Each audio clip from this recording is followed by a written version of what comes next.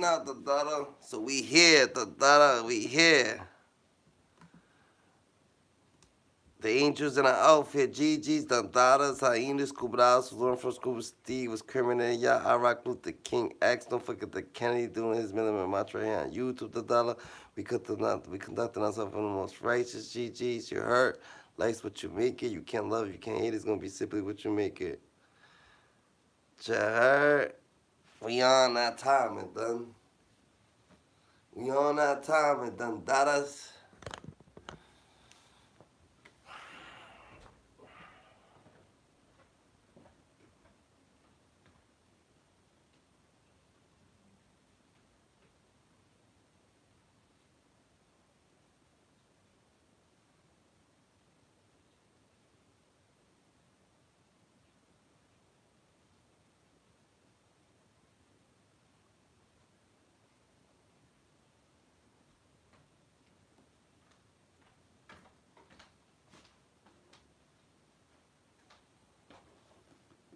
GG's.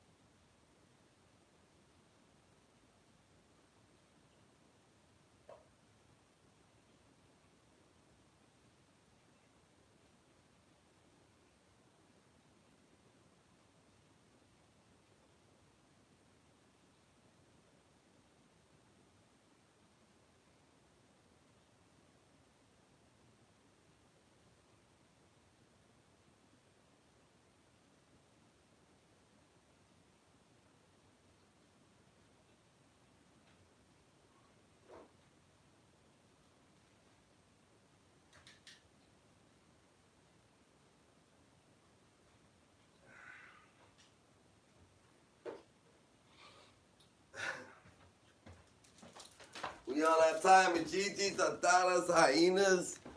Ooh, angels in the outfit was criminating y'all, the daughters. You heard? We hit the daughter. You heard? It been long waiting, the daughter sleep shooting on and popping. You heard? You hear what I Rizzy, I rock the daughter. Grab your popcorn, grab your blankets, grab your dreams, grab your sleepiness, grab everything you gotta grab the daughter, cause you hear the daughter to have a fucking sleepover. I Rizzy, I rock, excuse my language, the daughter, angels in the alpha. Ooh, the daughter, you're having a nice sleepover. So grab everything you need to grab the daughter, have everything set the daughter, cause you hear the one, the only, I Rizzy, I rock the daughter, angels and the alpha, ooh, life's what you make it, you can't love it, you can't hate it, it's gonna be simply what you make it. We're doing our millimeter match right here on YouTube, the daughter, we conducting ourselves the most highest, but putting our permits, our 2024 permits right here, GG's. I'm here to speak for the people who has no voice, kind, loyal, creatures that we call human being, the daughter. God chose you because he knew he could trust you. God's best kept secret. Remember that you in the elevator, who's elevated, God's elevator on your way up, the daughter.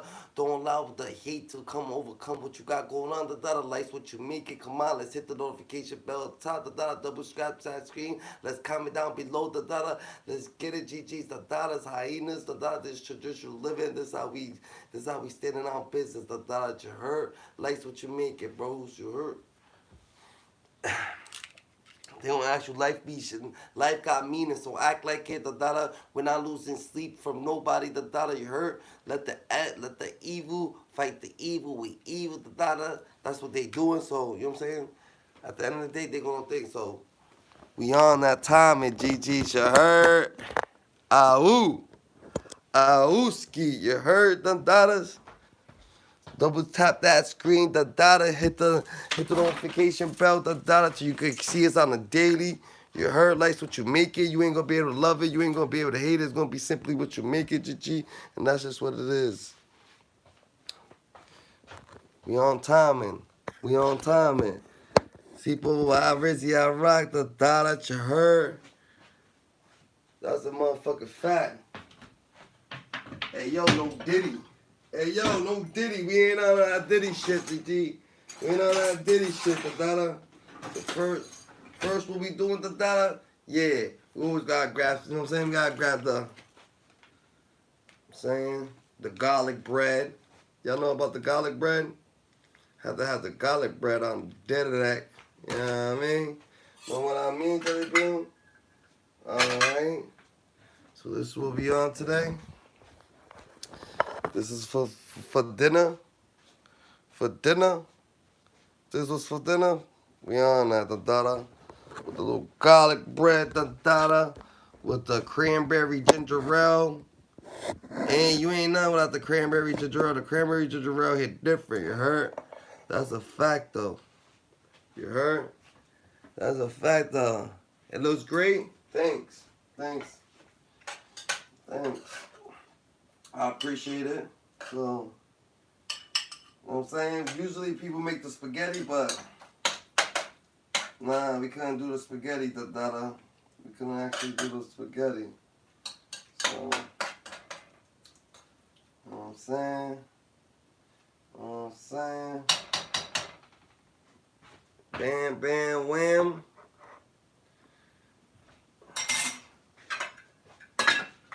The garlic bread's already done in.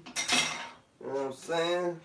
The garlic bread's gonna, when the garlic bread is done, it's gonna come out like that.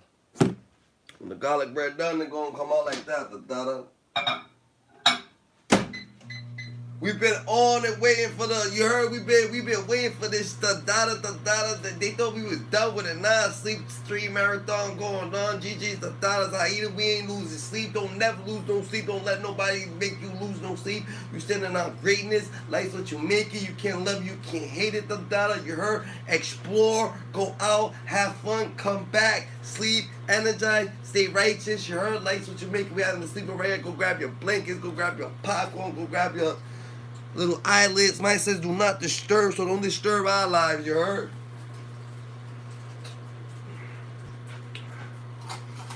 You heard? That's a Fendi fact, the dada. You have your greatest moments. Your greatest moments are made, the dada, when you just living, the dada. That's what you gotta actually be doing. You actually gotta be living life, the dada, standing on business, the dada, standing on above everything you acknowledge, GG, you heard? That's just what it is.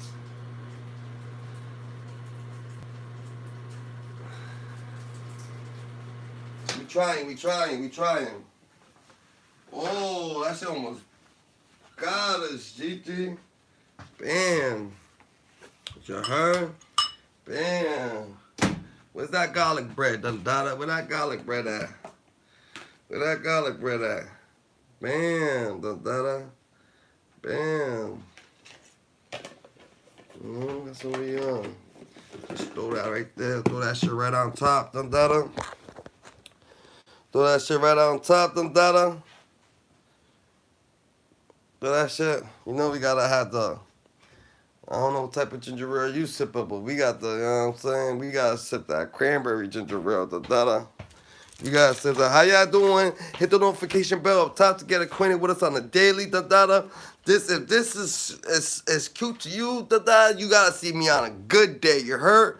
Cause you know what I'm saying? This is a bad day. Nah, this is a great day, da-da. Every day is great, da-da. Every day is what you make it. Just remember, da-da. Smile. Don't forget to smile. Don't forget to smile, GGs. Please don't forget to smile.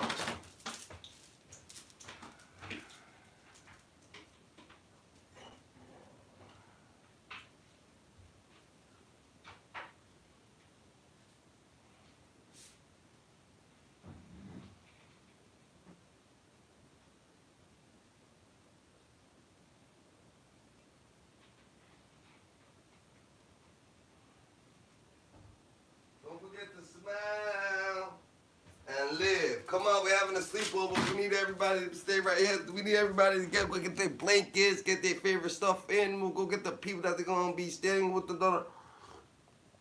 You heard? Cause we here. And remember, a boring life's a long life. The dada. Don't let them trick you out your position. The dada. Seeing is believing. The dada. You heard? And knowledge and everything. Stay woke. They're gonna try to make people not be woke. You better stay woke, GG. You better stay woke, the daughters. We gotta stand on business, you heard? We here. man. Jim Jones over here beefing. Jim Jones always beefing with Jim Jones, man. And this dude over here, ASAP Rocky. ASAP Rally testifies. Damn, ASAP Rocky Rally about to make this nigga do 24 years in jail. Like 24 years in jail, for. Like, that's crazy.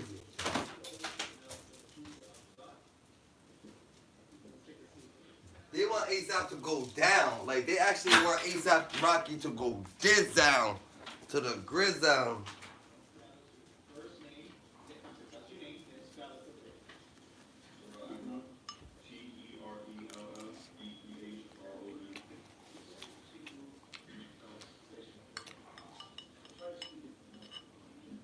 This nigga's crazy. ASAP Rocky should have took them 100 something days.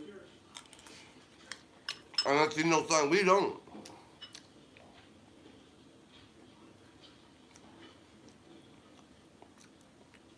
Unless that nigga know something we don't. You should have took them days.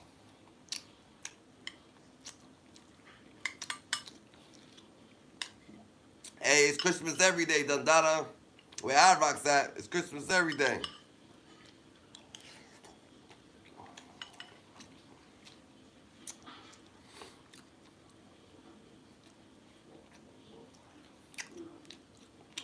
It's your birthday every day, GG. That's how you really live happy. Don't let them trick you out your position, GG. Don't let them trick you out your happiness that Christmas only gotta be one day out the fucking year. That nigga Christmas whenever I fucking say it's Christmas, GG. And today's Christmas, you heard? In my eyes, Dundada. Today's Christmas, Dundada.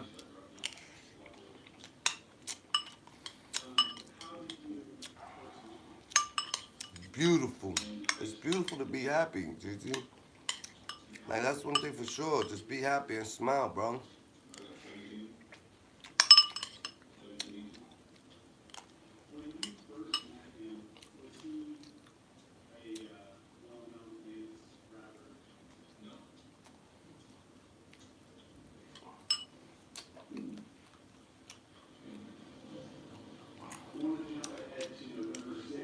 ASAP Rocky's tripping.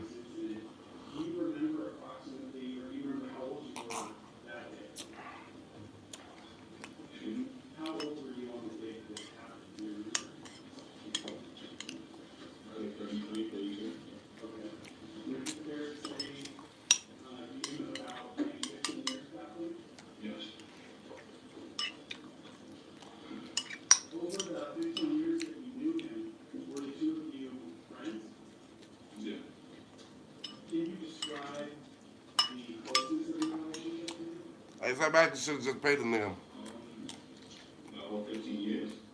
Yeah, over the course of your relationship, sort of how it started and then how close you were throughout your 15 years. Well, we started a collective ASAP, which is a bunch of Everybody's sad that the holidays is over and shit. The holidays ain't over, Dundada. It's okay. Just take a minute, take a couple deep breaths. The relationship that you're describing in high school, were the two of you close friends? Like, would you see him every day? Or was this sort of a friendship where you knew of him but didn't really know him? No, we knew each other. We knew each other. We knew each other very well. It was about 6 or 7 of us. Probably like 4 of them was rappers. Do you think you'd see him every day? Hyenas! Hyenas! Ooh. How long do you think you knew him before? I know it's hard to pick out exactly some of these things, but about how long do you think you knew him before you became famous? 7 years. And over that 7 years, it was a regular occurrence that you would 7 years. every day, right? Yeah. This nigga see this nigga every day for 7 years. Would you describe him? How the fuck would you know that? These people got photographic ass memory. Yeah. Okay. Now you started to tell us about ASAP. What does ASAP stand for? It means a lot of different things for police travel projects. Let me run to the restroom real quick, GG's. Yes. Run to the restroom real quick. ASAP, did you have a name that you went by? They said that since I worked full time, I wouldn't be able to go to school. But with WGU, I was able to do my classes on my own time and take all my tests online when it suited me best. Learn more at wgu.edu. We have these beautiful golden showers. Where's the hot sauce bar? Honey, not every place can have a hot sauce bar like Firehouse Subs. I'll be in the car. You really?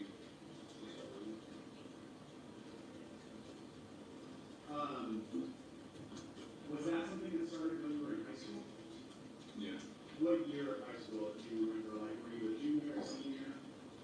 Oh, it was the best.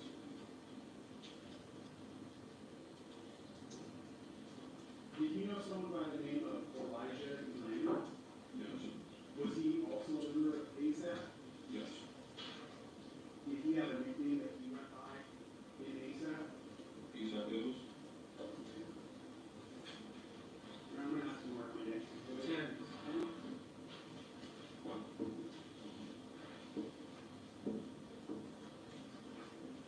Do you recognize the person depicted here in People's Pen? Yep. And who's that? Elijah. Okay. Is it easier for you to refer to him as Elijah, Hills? How do you want to refer to him? Hills. Hills, okay.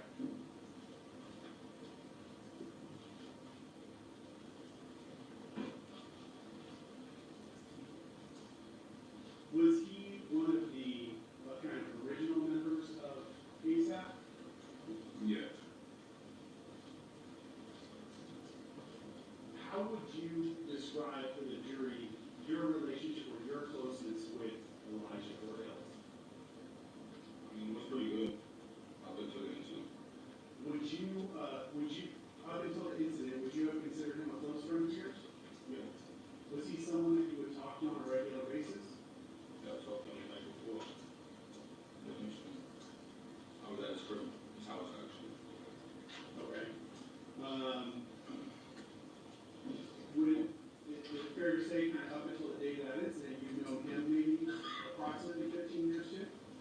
Yeah, for sure. Do you know someone by the name of Jamal Phillips? Yeah.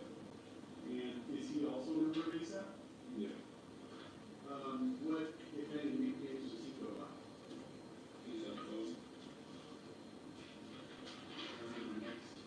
Ribbit? Is anybody having trouble with it? Everybody's okay? Yeah, just go. Mr. Evans, try to speak up a little bit. Yes. Under our people's 11 year, right? Yes. It's a one-page document, a single photograph, taking two people.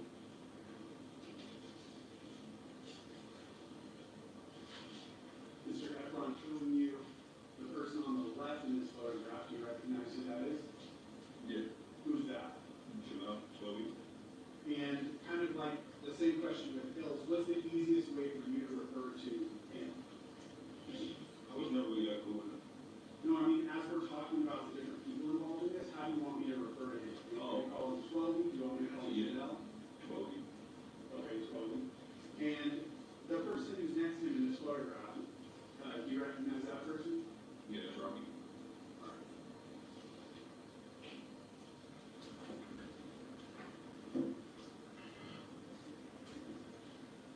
You said regarding Chloe that you were not as close to him, correct? You say yes? Yes. How ASAP Rocky better take them 120 days, da. prior to this? ASAP Rocky's over here smiling. For what cause? Would you, if you saw him somewhere? Yeah, you know I was on a toilet. Let's eat that, this eat that, da. Kill him with anybody who came after the fact. With ASAP. How many eyes I got looking at you, Dundada? You and How many eyes I got looking at you, Gigi? Hills had known each other longer, and then How many eyes I got looking at you? after that core group was formed. Yeah, so me, Jabari, Tails, and Rocky pretty much started ASAP. Okay. Anybody else who came after, if they wasn't like genuinely like So you got money, so why you suing them? better themselves or do something other than like fooling around, kind of distance myself. Is that, you mentioned the name Jabari, who's Jabari? Yeah, what do you like? Hit the notification bell, Dundada. Let's like. Where's all the likes at? Is that hard? Okay. Does he have any other? Let's get some likes up, Gigi. Would he also have been considered part of the ASAP collective that you described? Oh yeah. Within that collective of members of ASAP, were all the people that were members, were they all rappers? No. What were some of the other pursuits that members of ASAP would also pursue? Passion, producing, anything involved with like culture, really. What, were you a rapper? No. What was your contribution to the group? I was again not with ASAP, but I created my own company. What was the name of your company? Shut up. And when you say you were a manager, what does that mean? I was held with talent, like I had producers, I had artists. I helped actually ASAP members with stuff. So the managing that you're talking about is all related to the music industry, Yeah. correct? And you're saying you would try to find people who are talented at different areas within music, like rapping or producing, correct? Yeah. And would you try to help get them projects? Yeah. Okay, sure. So our firm started in 1965 when my dad, Bob Serpinaut, graduated from law school. And my sister joined the firm and I joined the firm, and we really turned it into an estate planning practice. People should trust Serpinaut and Benesky because we care about them and the plan we put together for them. Our goal here at Serpinaut and Benesky is to protect and preserve all of our clients' assets. Alright. There, ASAP decline. Hey, ASAP Rocky, Dundada. Blessings to you, Gigi. What the hell?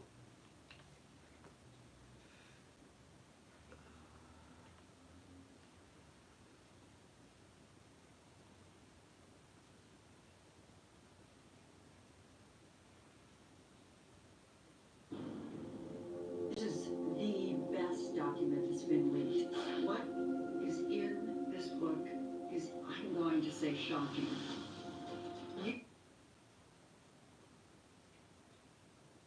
Hello and welcome back to Diddy on Trial from BBC Sounds and the BBC World Service with me, Anushka Matanda-Doughty. Make sure you subscribe to the World Service YouTube channel so you never miss a thing.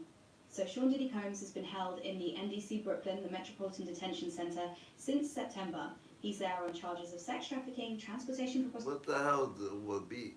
Like, what the heck?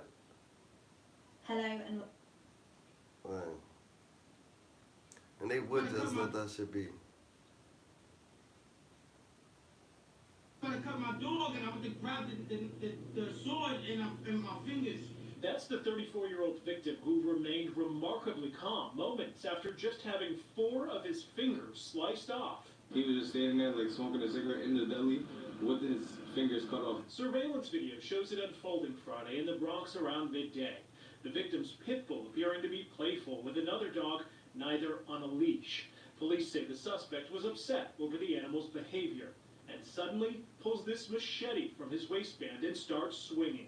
He said that he was trying to strike the dog with the machete, so he tried to the victim. That's different right there. This dude got his fingers sliced off, bro. All 4 of them in the Bronx. GG, like, what the heck? Thinking of protecting the dog, and then he cut his finger. Francisco Marte is president of the New York Bodega Association. He says the workers at this deli locked the victim inside until police came. To the bodegas, we we try to help protect the people in the community. People who live near East 178th Street and Southern Boulevard were left horrified, especially dog owners. Nothing like that's ever happened to me, so I'm in shock. Other shock that someone's gonna just pull out a machete. There's killings here, like fighting, stabbings. This is just outrageous. It's not believed the victim or the suspect knew one another. That nigga pulled out the sword. Nigga, he pulled out that nigga's from somewhere else. That's why. They do that shit in the islands. I cut my dog and I went to grab the sword in my fingers. That's the 34-year-old. Well, Gervonta Davis is going viral today. He made a very interesting tweet about the community, and the whole internet is on his neck right now. So earlier today, he posted this tweet that basically said women think they know so much but can't tell when they sleeping with a gay man. Oh snap. Now this isn't the first time that Gervonta Davis has called out anybody for being zesty. Now if you don't recall, barely 2 weeks ago, Gervonta Davis got into it with somebody on Twitter, and the person said, "Stop capping, little midget." 30-year-old prospect ran to Paris for the Olympics and made excuses. Gervonta Davis tweeted back, "The you have on your pic is a known F word. You might want to change your pic." Now, the guy in his profile picture is Trae Young. And Trae Young lives in Atlanta, and so does Gervonta Davis. So Gervonta Davis basically said Trae Young is a what? Oh, nah. And the internet was He's from Atlanta, bro. Of course he is. You the last person that need to be talking about somebody zesty. They found a compilation of Tank's 5 fruitiest moments ever.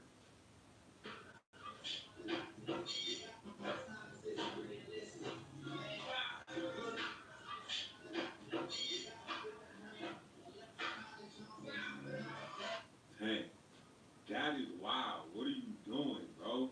They call it the bloody kitchen game. He's in his fucking own.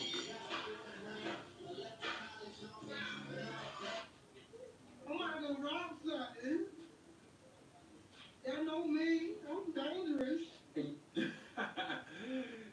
What? That was I'm dangerous.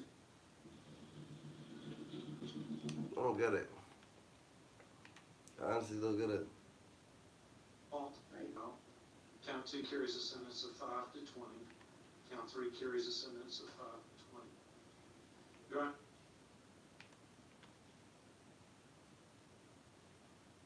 What's he like, yo, bro? Listen, yo, you always wanted me to be next to you. Now I could be inside you. Pause. What the fuck? These academics, yo, there's a whole different level.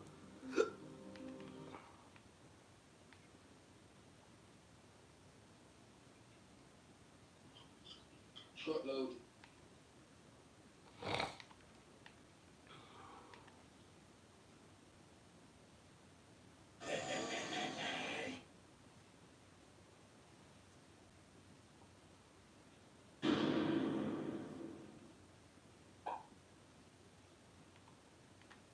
Yo, this dude's a fucking, like...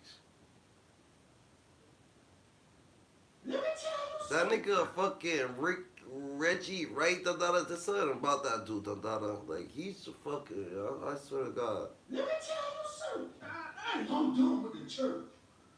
All these preaching pastors that tell you to be perfect and walk around and act like they perfect, they undercover rainbow people. They do exactly what they tell you not to do. Okay, we all know. But goddamn power bottom TV Jakes caught on tape with Dick. Well, now his twin brother, the cussing pastor, Thaddeus Matthews, has been caught in 4K on camera sucking another brother's mushroom tip. I couldn't watch the whole goddamn tape. It was too damn. What the fuck? He was too goddamn experienced, sucking and licking on that man's neck bone like that. This the same pastor that went off on that goddamn dyke girl for exposing another pastor named Charles Wright. Pastor Charles Wright. I don't know if y'all seen that video with that girl and him and how he threatened that girl. This the same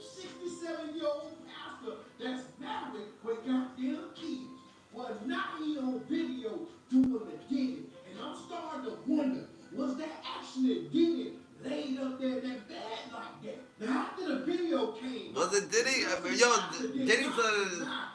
Diddy let it when that shit come out, the daughter. He ain't playing. Diddy let that shit come out, GG. That's a fact. It's true.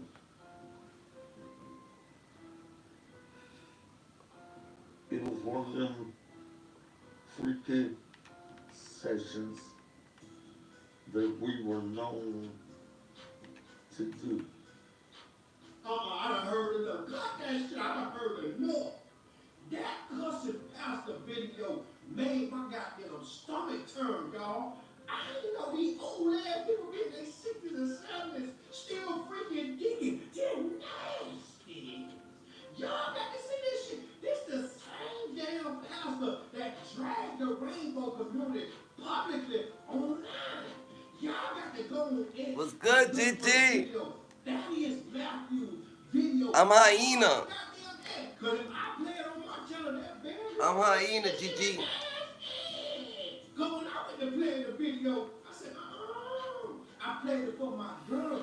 When I showed it to my girl, the first thing she said was, he eat it better than me. To think these pastors are married to women, but cheating on the first lady of the goddamn church with a hold the White House the whole damn time.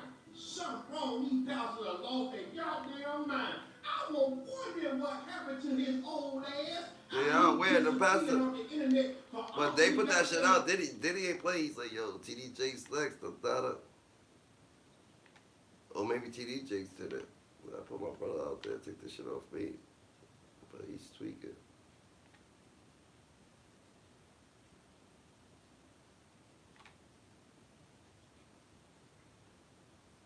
You said I don't fight. Dave said, why you got muscles? You said I got muscles to look good. It's like you're diving into brownie bliss. You said I don't fight. Dave said, why you got muscles? You said I got muscles to look good. You know why I know? Because it's on tape. When someone that I consider family, I've never been in a situation where someone that I consider family actually tried to have somebody physically put their hands on me. It blew my mind. The level of disrespect, it was so unharmed that it was embarrassing. That one of the ones that I raised would actually try to have me hurt. Dame Dash is about to break his silence on the situation where Jim Jones tried to set him up, jump him, and even more shocking, try to record the entire situation for everybody to see. And for what? You know, what could have been done in that moment that you would physically want your man or someone that kind of helped you to get humiliated? You went and got a couple niggas, and I know these niggas. They my niggas too. You tell them you got a problem, they jump in the car. They don't know who you got a problem with. They get down there, it's Dame. You boy niggas to jump Dame Dash? Really? Dame Dash, you couldn't fight Dame Dash? Lucky the niggas that you won was like, oh shit, hold on, I thought he's coming for some. Yo, what's good, GG's?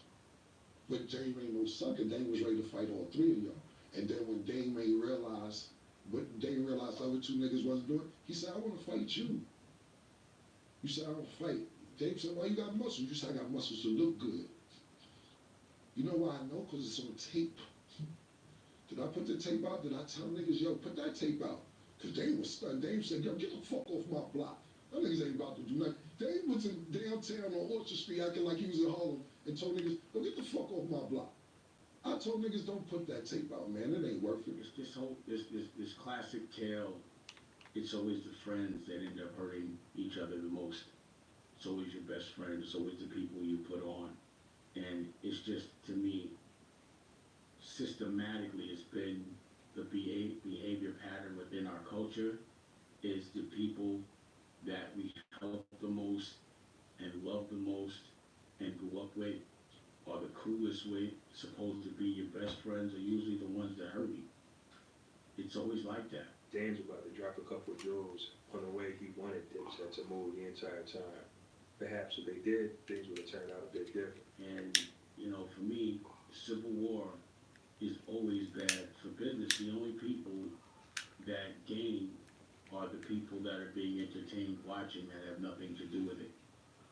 And, you know, I think, especially like us being from Harlem, it's just a big, a physical altercation and a public altercation is always a black eye for whatever neighborhood you're from when it's in town. And, you know, I heard what you know, a couple people called me about what Jim said about me, and I was like, I don't know, understand that. And then I heard what Cam said, you know, that was true. People asked me, it's been brought up. You know, Big Face Gary, he was Paul, but he was like, why didn't you ever tell us? You know, why you never tell us that he came to the block with his boys and he, you know, had to almost get into an altercation? It was really like, when someone that I consider family, I've never been in a situation where someone that I consider family actually tried to have somebody physically put their hands on me. It blew my mind. The level of disrespect, it was so un-Harlem that it was embarrassing. That one of the ones that I raised would actually try to have me hurt. And for what? You know, what could have been done in that moment that you would physically want your man or someone that kind of helped you to get humiliated? Because that's all that would have been if somebody would have came on my block, or rather to my art gallery, it was my art gallery, and put their hands on me in front of my girl. So there was just no way that was going to happen without some degree of a fight. But again, what broke my heart was I felt like I raised everybody better than that. You know, and it looked like a black eye to whatever I was teaching. You know, it was just embarrassing. And, you know, family business should be within family. But at the end of the day, it's all just been talk. You know, we're all in our 50s. I'm in my 50s. They must be getting about ready to get in their 50s. And the violent tough thing is definitely never going to be the proper example that we want to lead by. Like, I know the younger versions of ourselves would have been laughing at us like, yo, sit y'all old asses down. When we were younger, we always laughed at everybody older that was trying to act young or doing young things. So the tough thing has been over since the 40s, probably early 30s. It was like, you're too old to me to be tough like past 30, you know, your early 30s. It's family time. It's time to invest in your future. It's time to do things that you want your children to do. And fighting amongst your friends 20, 30 years later, your best friends, the people that you fought with to get where you had to go, the ones that was broke with you and then got rich with you, and you fought, that's not the proper example. And I can't even say nothing because I've led by the wrong example. You gotta respect what Dane's saying right now. Not only is he sending a Got to. message to Cam and Jim, over Gotta the respect situation the that's on GG. public, he's also owning the things he's done in the past that he sees as a mistake. That's growth. You know, me beefing with homeboy, but again, you know, if you ask me, I'm just like a bystander in that. I never chose to get at any of my brothers unless they got at me publicly and I had to change a narrative. But there's a lot of stuff that just doesn't get said because it's not everybody's business. And at the end of the day, 50 started the shit by, it's an interview that happened with 50 and Cam, and it turned into, you know, civil war verbally. 50 operates by the 48 laws of power. After this interview, we are going to get into the mastermind strategy 50 uses to not only defeat his enemies by keeping them close, but also how he applies this to business to reach levels of success that some people can't even imagine. And as long as we keep it on, you know, words, it doesn't really matter. Nothing got said. I'm sure at some point, you know, brothers fight and they get over it.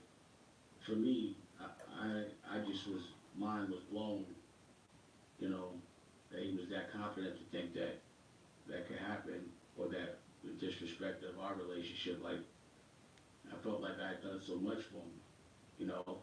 I did a play with him, a movie with his whole crew, you know. I made albums with Mel Matrix. I literally have records and songs with Mel Matrix that we still listen to. You know, we were really like, I thought of a family that could never, ever, nothing would be able to make. I could never put my myself. Or any of my older brothers, the people that I respect, even if I know I can beat them, or even if, you know, they may have lost power over the years, I'm always going to give them a certain amount of respect, just so the younger dudes know. That, like, if you do that to your OG, someone would probably do that considers you an OG. I have prepared a Thomas's breakfast. You just say them together. Thanks, Tom. Hey, are English muffins from England? Heavens no. They're from the pantry. Are you from England? Nay, I am also from the pantry. Huzzah! A toast to breakfast. The Silverado ZR2. And the Strength. And the Silverado HD. And the Smarts. And Chevrolet. Chevrolet. And I just, I don't know. But again, you know, it is what it is. I never really wanted to, it wasn't nothing I was ever proud. That's facts. Okay. I believe there's some explanation for this universe, which you might call God. Elon Musk just proved everyone wrong, which is not unusual. But what he proved is what's interesting. The billionaire revealed the real image of Jesus, and this has left Christians in awe. Elon managed to show everyone that the images we used to think was Christ were actually not him. So if all the pictures and status that hung in churches weren't Jesus Christ, who are they? And what does the real Jesus Christ look like? All very puzzling questions which we will answer in this video, so join us. The puzzle of Christ's image. The truth is, the image of Jesus has been a very controversial topic for centuries. It has been followed by belief which is not really accurate. You can't believe that someone would look a particular way just because of what you've heard about the person. And that's why Elon Musk was able to stand out. He used fact and history and research to actually get a hold of the true image of Jesus Christ. But while the true image of Jesus may have been revealed, there are questions that need to be answered. Like, what did people think Jesus looked like? Well, that brings us to Warner Sallman. Keep watching to find out more. Salmon was the one to paint the image of Jesus that became very popular. But how did he figure out what Jesus looked like?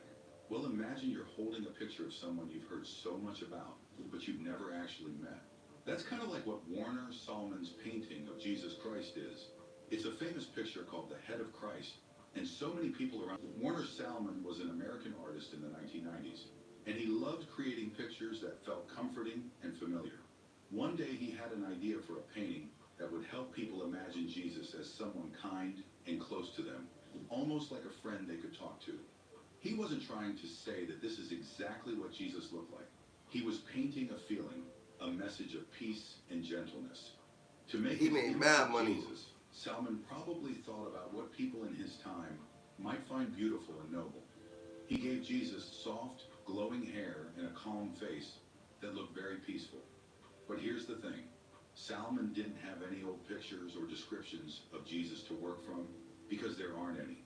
The truth is, when Jesus lived on earth, no one drew or painted him. So how... He lived in a place called the Middle East, which we will dive into later. So how did Neon Musk find a picture of him? How did Neon Musk find a real picture of him? And they ain't got no drawings of him. They just said that. How the fuck did Neon Musk find a picture of him? That's different.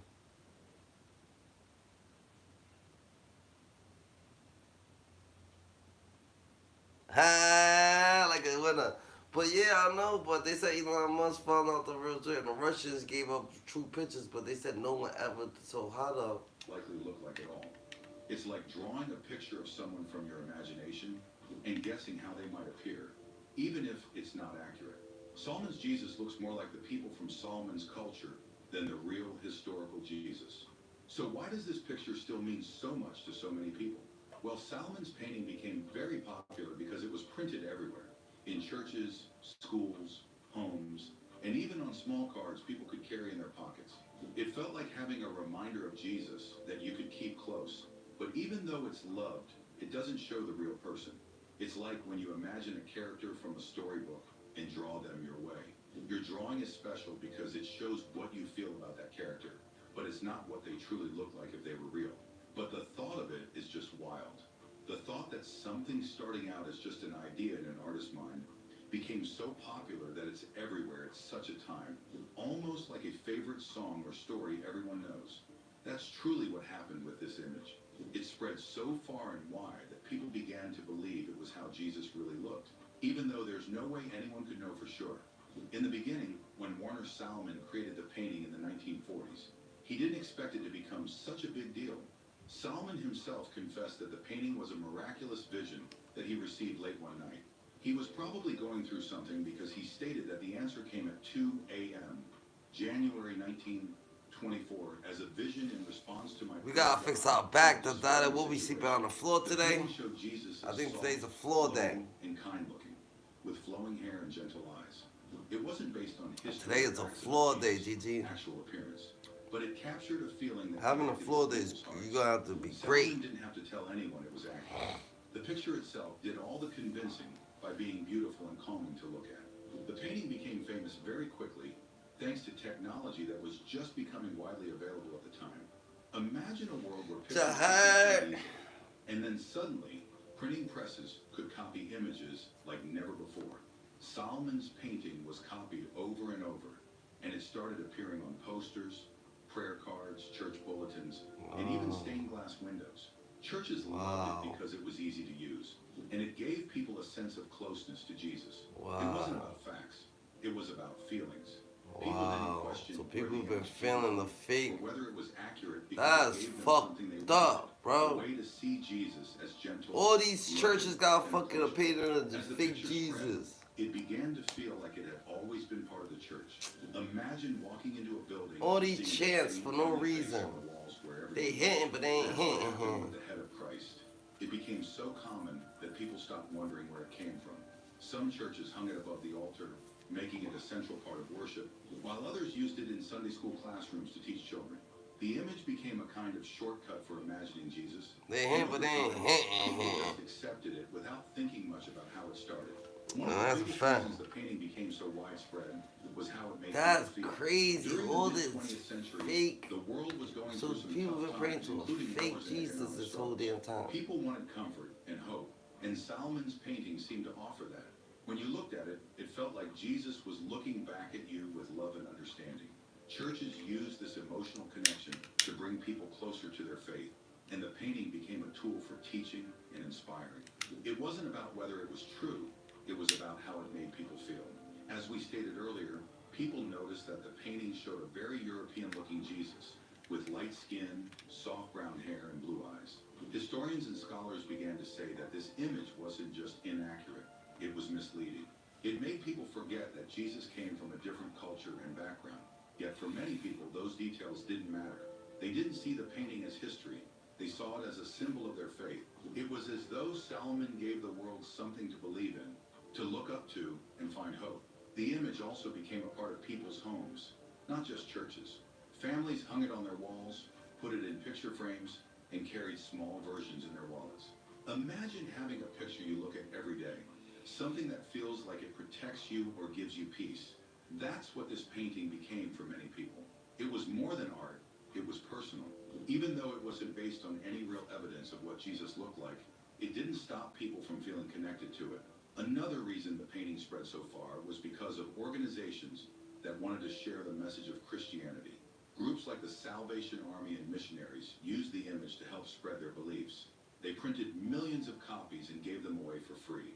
The picture was easy to recognize, and it became a way to introduce people to Jesus without using words. The image was so simple and clear that it crossed language barriers, which made it perfect for sharing with people all over the world. Even in places where people didn't know much about Christianity, they began to associate this picture with Jesus. As time went on, though, some people started to question the painting's impact. They wondered if it was a good thing to have such a specific image of Jesus when no one knew what he really looked like. Was it okay for people to think of Jesus as looking European when he wasn't? Some thought the painting made Jesus seem too perfect, almost like a movie star, and not like a real person who lived a humble life. Others worried that it made people forget about the deeper, more important parts of Jesus' message, focusing too much on his face and not enough on his teachings. Despite these concerns, the painting remained popular because it had become so much more than just a picture. It was a symbol of comfort, hope, and faith for millions of people. Even if it was wasn't historically accurate, it represented something bigger. The idea of Jesus as someone who cared deeply for everyone. That's why it filled churches, homes, and hearts, even though it wasn't based on fact. It wasn't about what was true, it was about what people needed to see and feel. By the end of the 20th century, the painting had become one of the most reproduced images in the world. Even now, when we know more about its flaws and inaccuracies, it still holds a special place for many. But here's the ironic thing. Salmon's image wasn't the only Jesus Christ image to have gone worldwide. So stay tuned as we explore deeper into the topic. Passion of Christ. It's cold. They did it dirty. It's dark. It's perfect.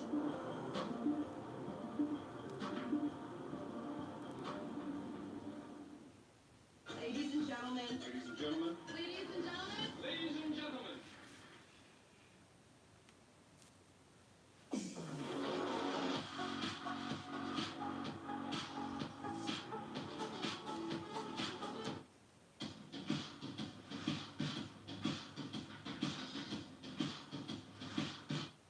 The next image to do this is that of the actor from The Passion of the Christ. The image became so famous and even became accepted as a true image of Jesus is a story that's both surprising and fascinating. It all started with a movie, a powerful and emotional one that left a deep impression on people. The actor, Jim Caviezel, took on the role of Jesus, and his performance was so convincing that for many he didn't just play the part, he became the face of Christ in their minds. It's amazing how something that begins as a piece of entertainment can grow into something so much bigger, something almost sacred. When The Passion of the Christ came out, it wasn't just another movie. It was intense and deeply moving, showing the story of Jesus' last days in a way that felt raw and real. Jim Caviezel, who played Jesus, went through a lot to make his portrayal believable. He wore makeup and prosthetics to look like he was injured during the crucifixion, and his expressions of pain and love were so heartfelt that audiences couldn't look away. People cried, prayed, and reflected as they watched. And when they left the theater, many couldn't shake the image of his face from their minds. It was as if Caviezel's portrayal had given them a new way to imagine Jesus. What's interesting is how that face, the actor's face, started to appear everywhere. People printed still images from the movie and framed them as if they were actual portraits of Jesus. Some churches began to hang these pictures on their walls, and temples in other parts of the world followed, using the image as a symbol of faith and reverence. It's a bit like how Warner Solomon's painting spread, but this time it was a movie. The truth is, there were those that honestly thought that Caviezel was actually Jesus because he was everywhere. But most people knew that he was just an actor. And even for those that knew, the emotions tied to the movie made it easy for people to blur the lines between the character and the man. No. Jim Caviezel himself has spoken about this. He has said many times that he's just a person, an actor, who had the honor of playing an important role. He doesn't want people to think of him as Jesus, and he's made it clear that the role was about pointing people to God, not himself. Yet the way he looked in the movie, his expressions, his posture, his suffering, they all felt so real to so many that it became hard to separate him from the role. No. It's like when you see a magician perform an amazing trick. Even though you know it's just The a fake performance, Biggie, the part of you fake wants to believe it's Tupac. real. That's not The good. image of Caviezel as Jesus has become so common that in some places it feels like it's always been there. Walk into certain churches and you'll see his face, gazing down with a look of deep love and sorrow. In homes, his image is displayed on walls next to candles or other religious items, as if it's a window into something holy. People pray in front of it, light candles, and talk to it as if they're speaking directly to Jesus. It's a powerful reminder of how deeply people want to connect with their faith, even if the image This they're is using crazy. isn't actually what they think it is. What makes this story even more interesting is how the image spreads so So- quickly. Do you think you can guess? Bro. Are we gonna get to the point? Are we fucking gonna get to the point? Like, what's the point? Like, then they even. Well, part of it was because of the internet, where pictures and videos can be shared in seconds. People took pictures from the movie and of the movie poster and posted them online with captions like, "This is how I imagine Jesus," or "The Face of Love." No, wait, what's that? Jesus actually looked like was probably very different from what many of us picture today. To start with, Jesus was a Jewish man who lived over 2,000 years ago in a region called Judea, which is in the Middle East. The people there at that time didn't look anything like the pictures or movies many of us have seen. They had dark skin, dark hair, and dark eyes, features that were common among people from that area. Jesus would have blended in with his community, looking like an ordinary man of his time. He wasn't taller or more striking than others, and the Bible even hints at this. It says in Isaiah chapter 53, verse 2, that there was nothing special about his appearance that would make people notice him. That means Jesus probably looked like any other man you might see walking through a busy marketplace in the Middle East during his time. You are the person you seek, Dada. That's a fact, Dada.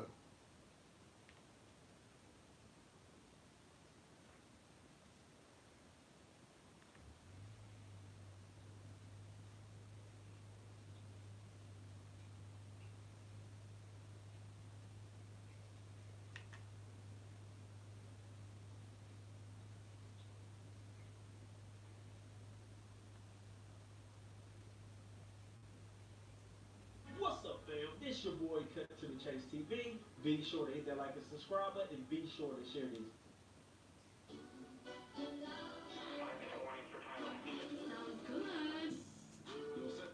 What's up, fam? This your boy Cut to the Chase TV. Be sure to hit that like and subscribe button, and be sure to share this video.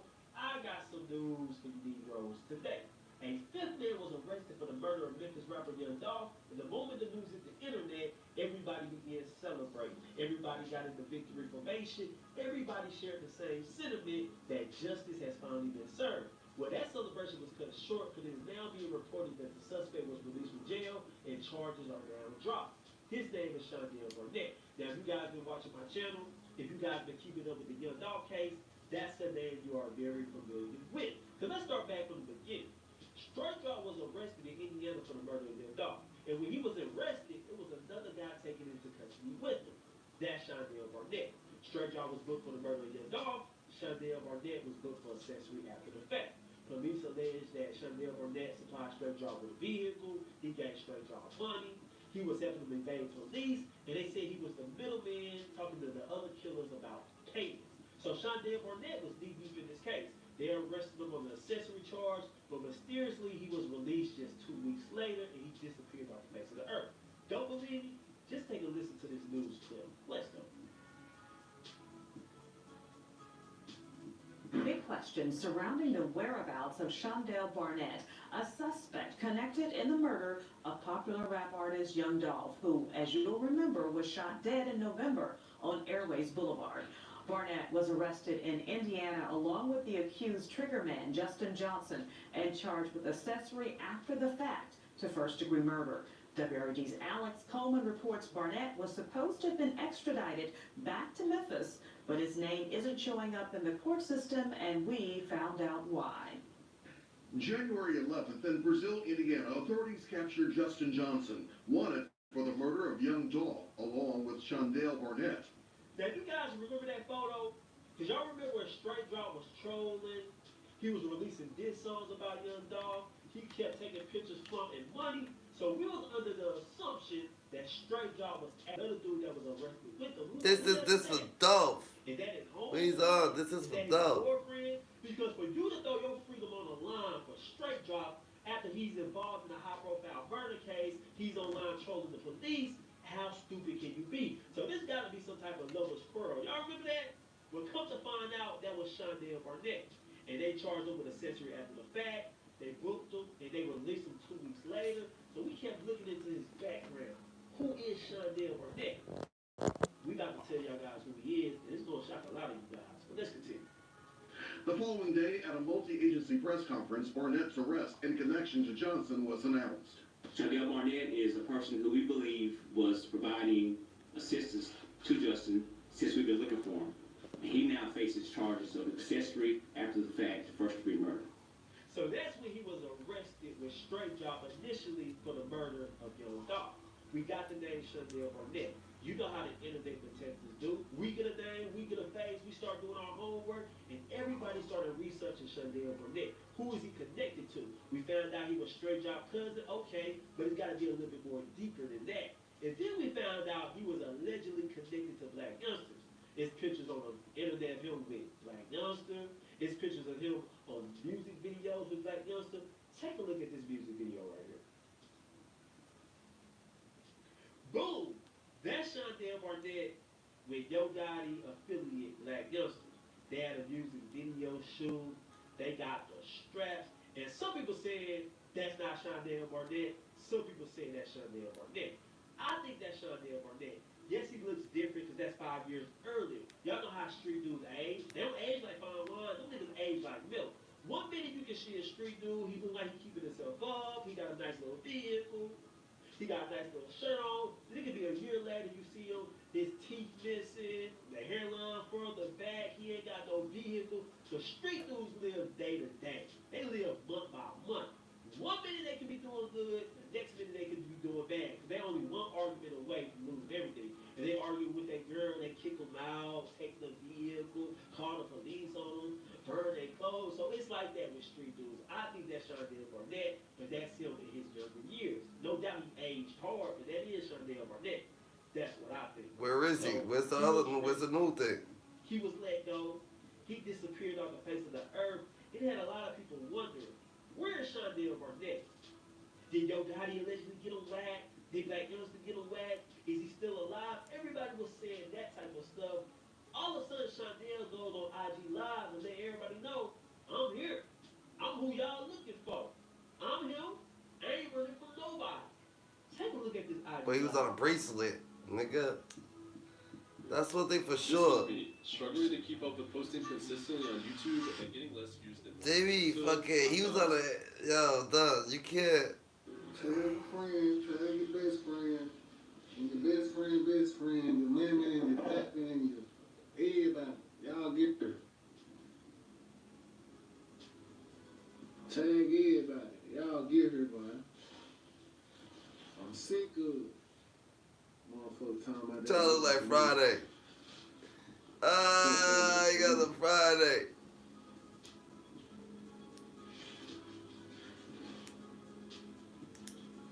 Oh, y'all get here, man. Y'all remember that live? This nigga went live. We explain all this. And he was We telling explain the Angels in the Alpha, Untold Stories. This is Midnight Live, we stay righteous, we on business, life's what you make it, you can't love it, you can't hate it, it's gonna be simply what you make it, we standing on business, you heard. Yo, what happened with this dude? Who knows?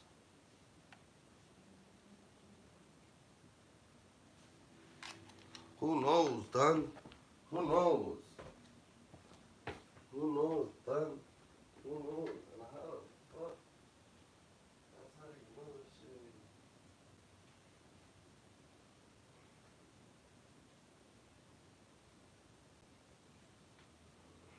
Life's what you make it, bro. Life's exactly what the you make it, GG's. Life's exactly what the you make it, GG's. See what the fuck.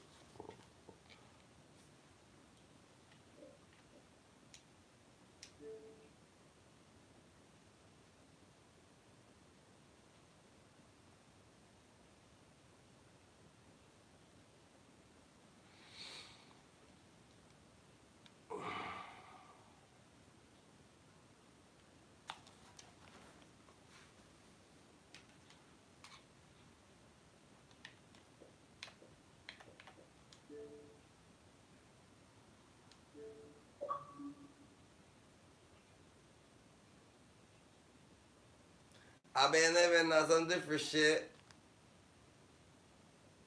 What's poppin', Mo?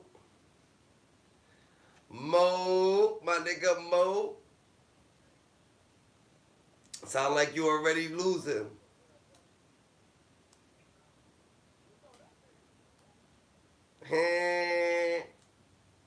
Y'all playing against each other?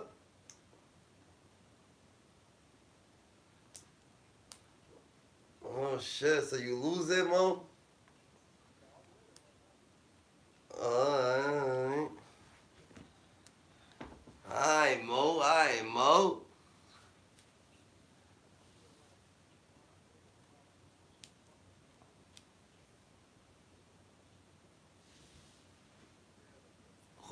Who's gonna win the Super Bowl this year?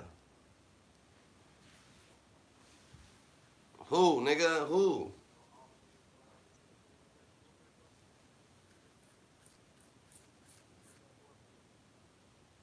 So it's about to be a three-peat.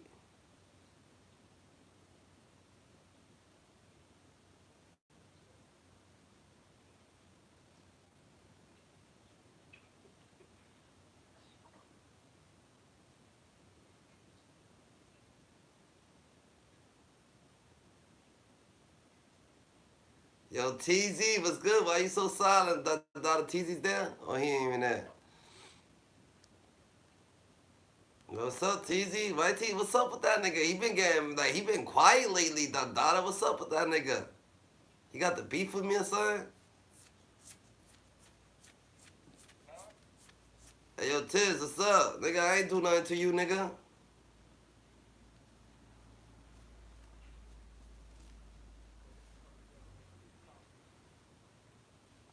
Nigga, that nigga been quiet ever since you joined my platform. Why the fuck did you go up there, Mo, if he's gonna act like this, nigga?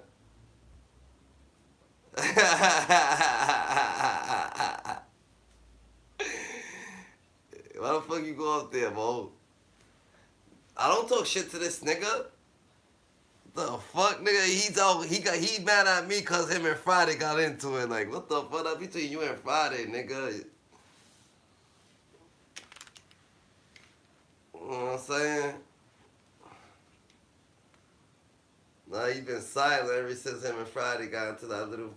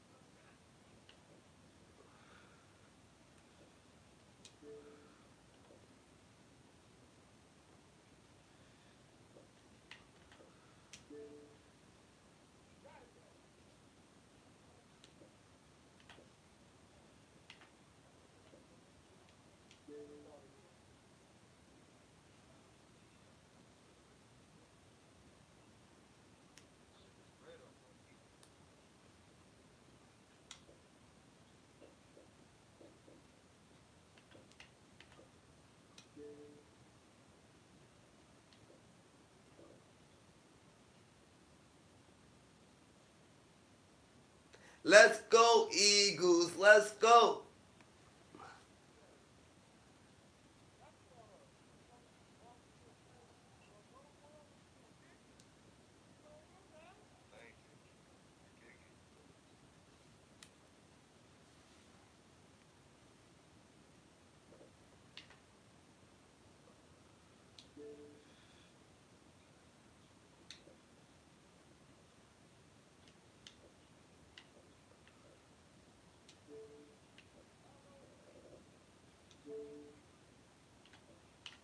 GG's.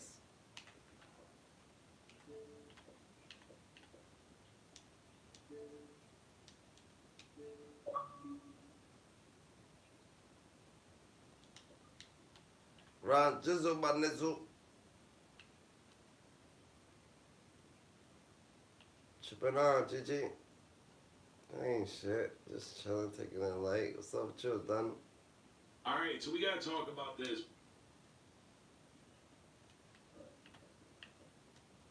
Fuck you doing on that? The not again shit done? Been on that shit for like a week straight.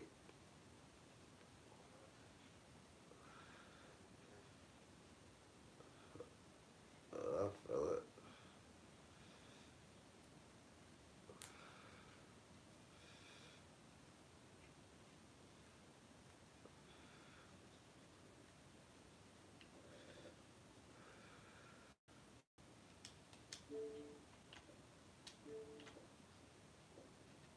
Let's go.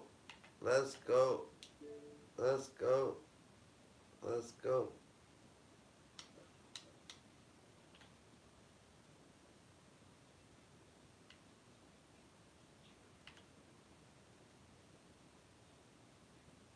It's the December 7th, 2024, and TikTok. Alright, so we gotta talk about this, man. This is crazy, man. Corey SSG just posted a video on TikTok. This man is worried about getting a divorce from Carmen right now. Like, this is crazy. Like, you are in a serious situation right now. You got this serious case going on for a kidnapping allegation from 2 women. And the only thing you're thinking about right now is getting a divorce from Carmen and trying to get her deported. Like, this is crazy, man. This is wild. But if you guys remember, he posted this back in December, right? He was tagging Trump, right? He said, I need your help in being free from a divorce with an illegal alien.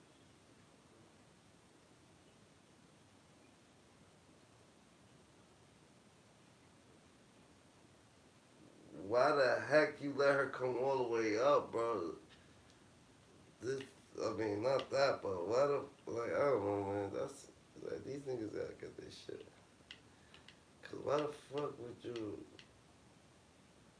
You should have a different type of relationship. Why the hell she ain't do? I don't know. That's different.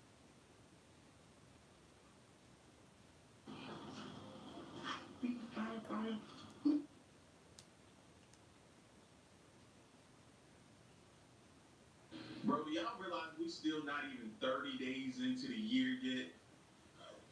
Just take a second and rip. It amazes me that to convince black people that Donald Trump cares about them, he takes pictures with celebrities. It's amazing to me. If Donald Trump cared about black people, he wouldn't have denigrated the president with those claims of birtherism. But part of that is starting off with Snoop Dogg and Nelly and Soulja Boy and others for their decisions to perform at events surrounding. Yes, now?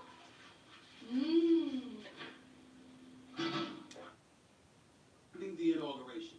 Y'all, did Snoop Dogg just flip the script on his own words? D.L. Hewley is out here dragging Snoop and it's got everybody talking. The same dude who roasted black artists for performing at Donald Trump's inauguration back in 2017 just pulled up years later performing at a Trump event. And D.L. Hewley is now sending some serious shots, exposing Snoop's true colors. Now, Snoop Dogg has been in the news for all the wrong reasons lately, and it's all because of the entire Diddy thing, with several speculations about how he plays for both the team and plays fed within the culture, with even theories about how he betrayed Tupac. I mean, just recently, Suge Knight was also out here threatening him for hiding secrets. Most important thing there's got to be a solution, because this has been going on in the industry for a whole years, for decades. And at the same time, you know, nobody wants it to be true, and it shouldn't have to be true. But if we don't fix it and do something about it, history will constantly repeat itself. Now, Suge, you said something early on that I want to get clarification for the audience. Suge, you said early on, you can't just look at Diddy in isolation. You said this was done to him. He learned from others, and it was done to him, and then he did to others. To me, that sounds like what I hear when people are talking about the situations, you know, hurt people, that someone was they wind up being a perpetrator. Is that what you're suggesting about Sean Combs, that he was, that he now, is this? Yeah, I think that's absolutely right. I think he beat what was done to him. And like I said, if you look at Russell Simmons, you know the truth. Andre Rail, you know the truth. Brian Davis, you know the truth. Jimmy Aldine, you know the truth. So there's not certain things that all of a sudden you got this. The industry is a quick business. It's been like that for a long time. And the casting couch is real, but it's for women and men. Apart from all that, I think the most important thing is I feel like they should let Puffy tell his truth. I'm quite sure he's going to expose a lot of people. I'm sure he's going to move forward with it. I don't think it should be a situation like the Epstein thing where they find him hanging from the ceiling and dead for the truth to come out. Suge says that Soup is the real industry rat who has been playing both sides. Suge has been hinting for years that Snoop Dogg wasn't as loyal to Tupac as they claimed to be. And I knew that I did everything right about him. I put him on all eyes on me, speaking about him and being real with him. And if it's true what they say. This call and your telephone number will be monitored and recorded. Face to face is going to be a lot of explaining to do. Only way you have a radio, and he was at the fight was when you had a security detail. Now he's not having a security detail. Where you getting the radio?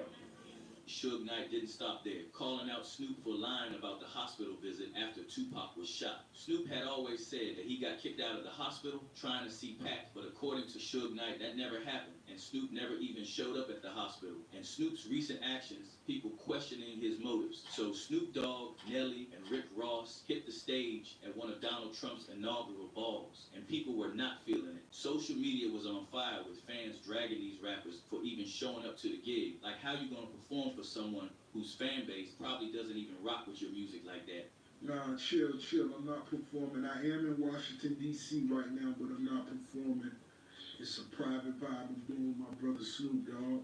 1, 2, 3, and to the funk. Snoop Doggy Dogg and Dr. Dre is at the dump, ready to make an entrance. But Nelly wasn't having it. He defended himself during a conversation with rapper Willie D, saying, "I'm not doing this for the money. It's an honor. I respect the office, period." Nelly even said he'd perform for President Biden or Vice President Kamala Harris if they asked. He was standing on business. Now here's where it gets real. D.L. Hewley entered the chat and let it be known he was not about to let them slide. He took to Instagram and posted, "Trump propping up white supremacy isn't just his past, Nelly. It's who he still is today." But I am honored to be performing for the office, for the President of the United States, regardless. Ain't another president asked me to perform. Name. He also dissed Snoop by reposting a 2017 clip where Snoop roasted black artists for performing for Trump. In the video, Snoop said, "Which one of you Uncle Tom ninjas is gonna do it?" Fast forward to now, and Snoop's out here doing exactly what he clowned others for. The irony is giving cringe, no cap. So ain't nobody gonna perform for Donald Trump, huh? Which one of you jigaboo is gonna be the first one to do it? I'm waiting. I'm gonna roast one of you Uncle Tom is for doing it. Which one of you gonna do it first? Of course, once the video resurfaced, You the Uncle the Tom internet ass lit nigga, Snoop though. up. Fans were like, "Snoop is the biggest industry buster. Whole Southern California knows Kane Buster." People called him out for contradicting his own words. And one social media user even joked, he puffed up his whole chest and said, "Yes, sir."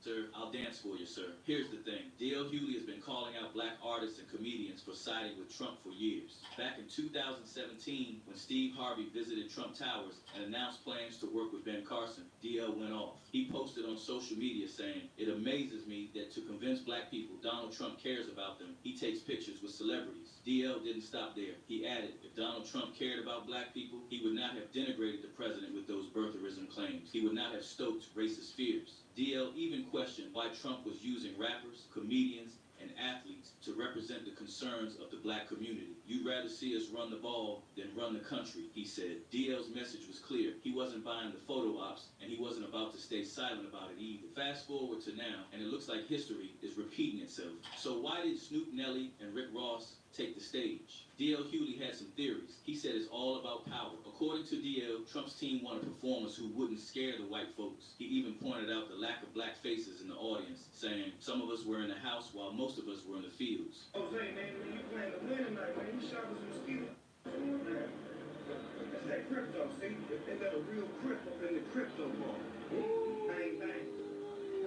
DL also suggested this was a flex for Trump, showing he could make someone like Snoop, who once clowned him, switch sides. And let's be real, it's not a good look. Now, DL also pointed out that Trump didn't call on rappers like Waka Flocka, Kodak Black, or Lil Pump this time. Why? DL says it's because they already served their purpose. They were loud and controversial, but they didn't move the needle anymore. Instead, Trump went for artists like Snoop, someone whose participation would make waves. And let's be honest, it worked. The internet stayed undefeated with some savage takes on the situation. One user hit hard with, like DMX said, they sold their souls to the devil and the price was cheap. Another user added, after Snoop's successful appearance at the Olympics, he thought he was untouchable and the love was unconditional. How wrong he was. Another person said, Snoop's gotta be the informant. Anyone notice how much play he's getting in Hollywood commercial for various random products carrying the Olympic torch? Come on, and let's talk about this gem. When you get a certain amount of money, you can come up with any excuse to do wrong. But let's be clear, money can't erase history. We will remember this. Whew, that last part hits different. People aren't letting Snoop off the hook anytime soon, no matter how iconic his career has been. So, what do y'all think? Did Snoop, Nelly, and Rick Ross fumble the bag by performing for Trump, or is it just business at the end of the day? And do you think Snoop is playing for both teams? Let me know in the comments, and don't forget to like, subscribe, and hit that. Honestly, I don't even really fuck with Snoop ever since he did the Diddy, when he's on Diddy's side, so Snoop be on Diddy's side.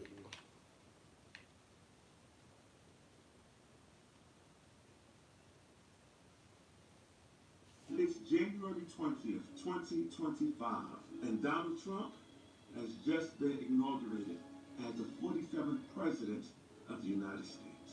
Trump's new president. Hi, I'm Brad Baxter, founder of Whisker and Litter Robot. 25 years ago, I inherited 2 cats and... So honestly, Snoop Dogg, man, he traded on Tupac, man. So it's really like, fuck Snoop.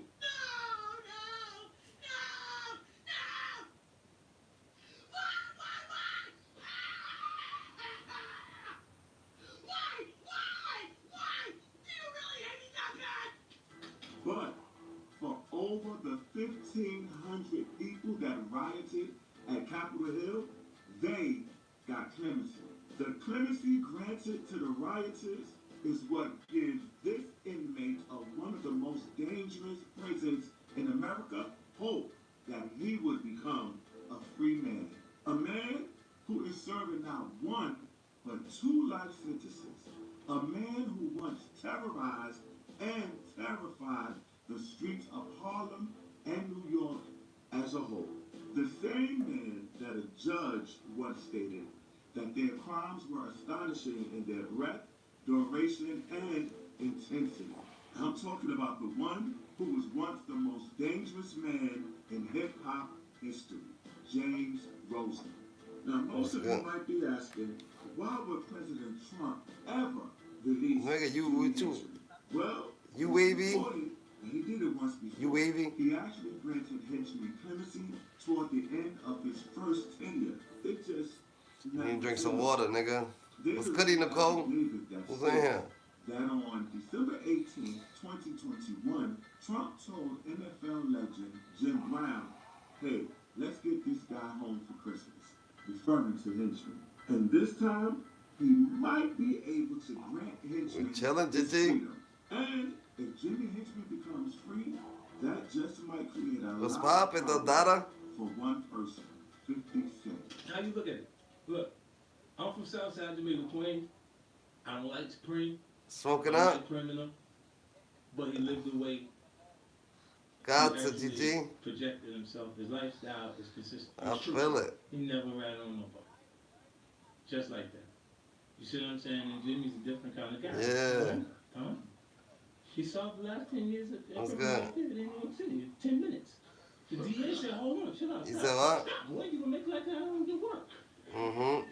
The DA asked Shall him, knock stop. you the fuck out. Stop, man. You gonna make like we're not even working. You better watch your fucking mouth for yeah, we got gloves or that. Go for this. Lawrence Styles, move away from 50 Cent. Slide over. We're not Nah. this. We're nerds. We work at radio. Yeah. I'm on. Oh. 50 Cent is no slouch, and he and Henchman have a long and storied history. While 50 was making his way up in the rap game, Jimmy Henchman was building an empire in the white powder business. Yes, Jimmy was involved in the music business, but his Caesar Entertainment Company was only a front for his real business, which involved moving drugs from coast to coast. Henchman was no small-time drug dealer. According to the feds, he was making over millions a year from his drug trafficking scheme. That's how serious Jimmy was, and his business was quite organized. Because of just how smooth he was with it, the feds referred to his drug company as the Roseman Organization. The drugs came in from LA and then it's shipped to New York. The white powder was wrapped in plastic, slathered in mustard, packed in roll cases. So why the I did so. Hold on. So why the fuck would you tell me to put on lacrosse, nigga? She's in boxing. To make everything look genuine. The drugs. But she's in boxing. Mustard to hide the smell. So she can fuck a nigga like you up, nigga. Cause look at your mind, look at your train of thought, nigga. You're tweaking. No, you just. The entire Roseman organization only had about 10 to 12 members, but they were shipping white powder from the west side. Killer, what's good, Kills? This was why he was one of the most. You just waking up, bro? And because of how deep Henchman was in the streets, he was one of the few men who actually stood up to Suge Knight. Wait. We can't go off. Yeah. I didn't hear about that. Yo, why don't you detail about that? They were beefing. You fucks with the shrooms? You fucks with the shroom wax? When they fucked up the Bible Wars and the Crip dude jumped on and swung on Drake, I was there. You know, we were there. So once the melee and all that kind of shit started off, and Young Buck got on Buddy and did what they did to Buddy, you know, we pretty much made sure that Nelly and everybody else got up out of there. And at the same time too, that was one of the real nights that kind of rubbed Jimmy wrong with Suge because he kind of messed up the Bible Wars. Yeah, but smoking shrooms, I don't think smoking shrooms gives you actually the effect of actually seeing an illusion.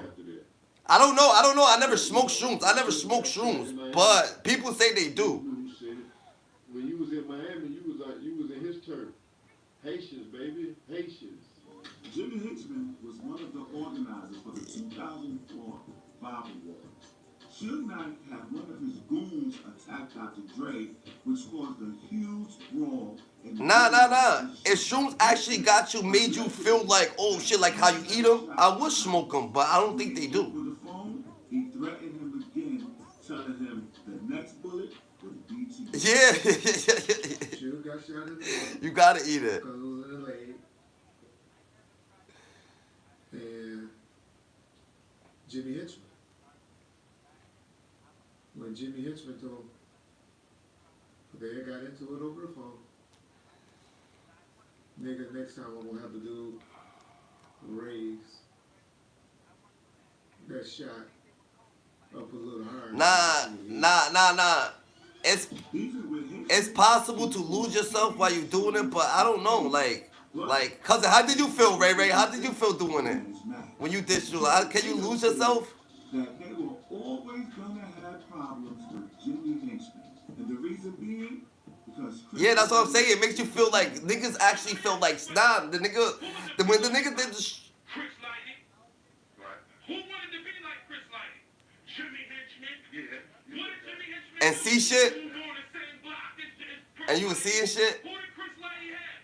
LL, Diddy. Alright, so the first time was the whole 8 feet. You wasn't seeing shit. You had to be cause yeah, you are. No, hold on. Who was we down? Chris Lighting.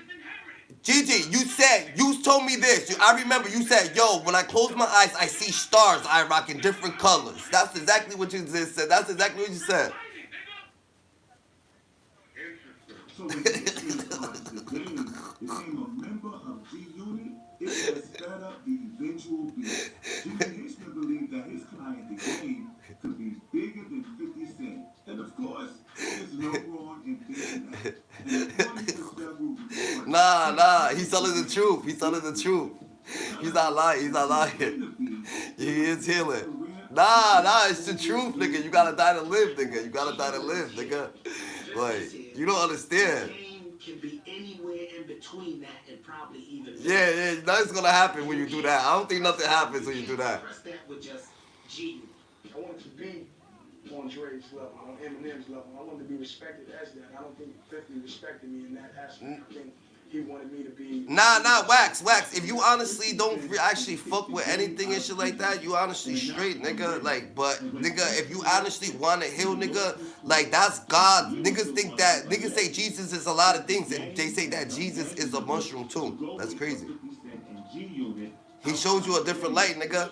Like you wasn't through that, nigga. But this is what it is, Tadada. You won't wild out. That left one of the men seriously injured.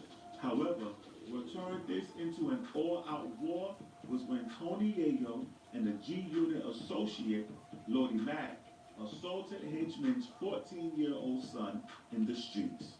Yayo slapped the teenager several times, and Lodi Mack. But you could be what they talking. You could be what they talking. Nah. Friday grew up in the church. He didn't want to hear that shit. Yeah, he didn't want to hear that shit. He's like, yo, man, I already hear this shit every fucking...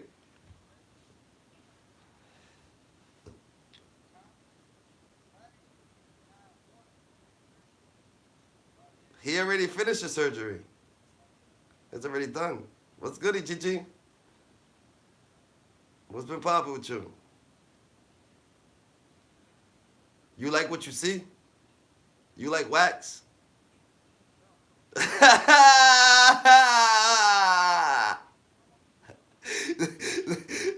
Nigga, you know I'm into the pimping business. I might have to put you on the stroll real quick, Tadada.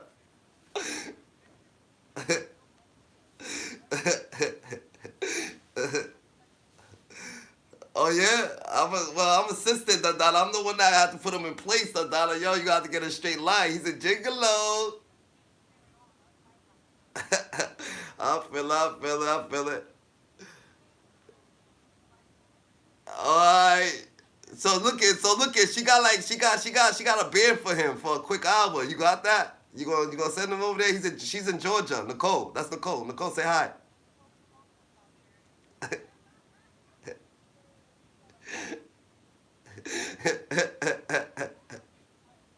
Yeah. He's like, damn, I'm gonna have to go up in there. That's you, Wax. Wax, you gonna have to be like this. You gonna have to.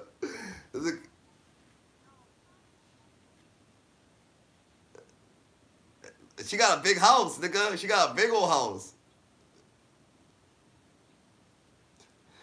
That sounds. You like Dominican boys, Nicole? Or you don't fuck with Spanish niggas? Never?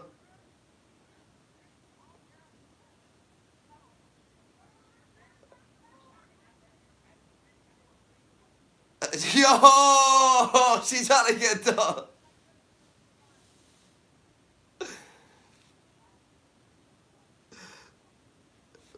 You don't need to give me a thing. You could just add her, nigga. Give her the thing. Just send her the link. The same link, you can send it to her, nigga.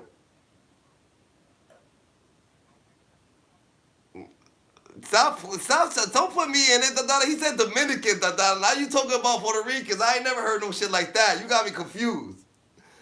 Hey, I would show you my shit, but you know what I'm saying? I would show you my shit, Tadada. I ain't no sucker, Tadada. There's niggas in here. Nah. We don't want to hear that shit. I know Diddy. I don't want to hear it. She said Georgia fucking white niggas. That shit sounds different. That shit sounds bad. Nigga, you like them? Yo, on some real shit. I'm not racist, but white niggas, they some dirty creatures. Them niggas is I got white friends, nigga. They do the dirtiest shit, I'm talking about they let people shit on them. They want to smell feet. They want to do weird shit. White people's the most weirdest creatures that I ever, I don't know, because I'm just saying, the niggas that I know them stories, they crazy.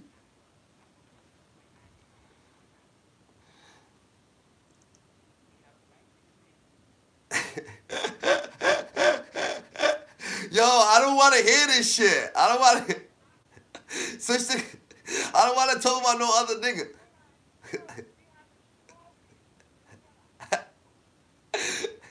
Nah, she's trying to. I already know what she's doing. She want us to get. She want us. Ray, she's playing games. She want us to show us. She want us to get mad and just show her our dick and shit like that. But we can't do that.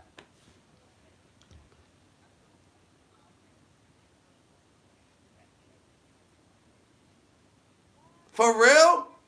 For real? That's different.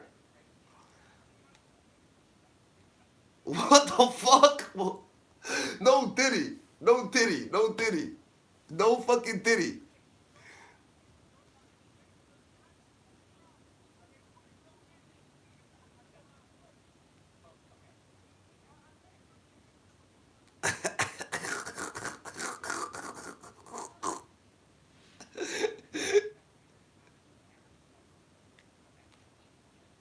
Yeah.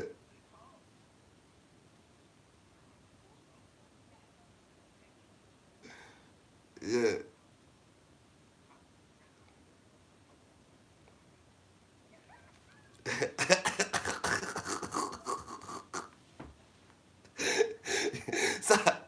Stop playing. The nigga catfish you? The nigga catfish you? You didn't know he was a midget? But you didn't know you was pulling up to a midget. Alright, go ahead.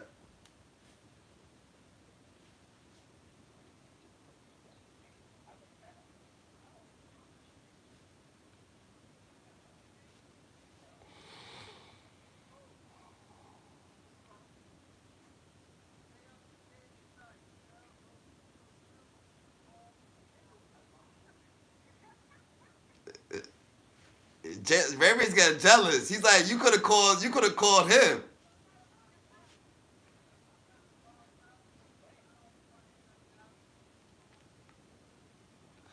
Ray, you would have. Ray, you ain't smacking a midget. I'm talking about a nigga. Are you not fuck with that? Are you smacking a midget? Yeah, so you're smacking, so let her smack a midget too, nigga. What the fuck? She probably sees something different. You're smacking a midget. Why can't she smack a midget? You just said that you're smacking midget, so let her smack her midget.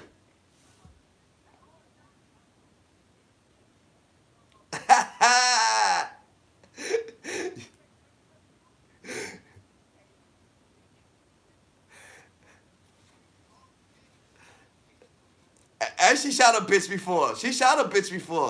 Don't play with her. Her red bottles is... She's from Florida. She's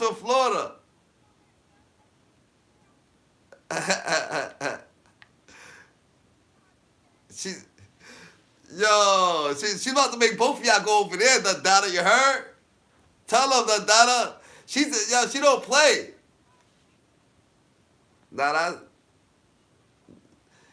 Well, you need to bring her on the stream, the Donna, when everybody's up there, so she can talk to them and shit. That's what's up. That ain't shit. That's what's up. Look at, I'm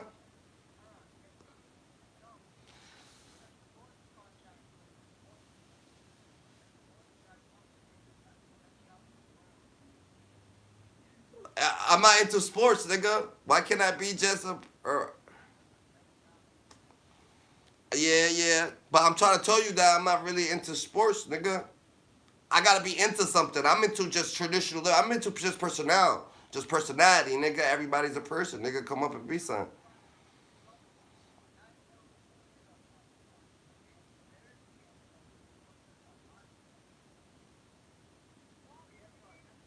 What you want to test? What you mean? What you want to test? You know what Nicole's trying to test right now, nigga.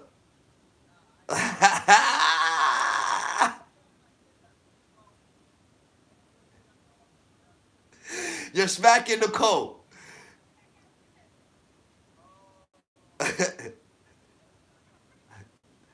So what, nigga? Nicole will fucking piss you, whip you, make you fuck her, nigga. Don't play, nigga. She have you stripped down. She'll crack your shit.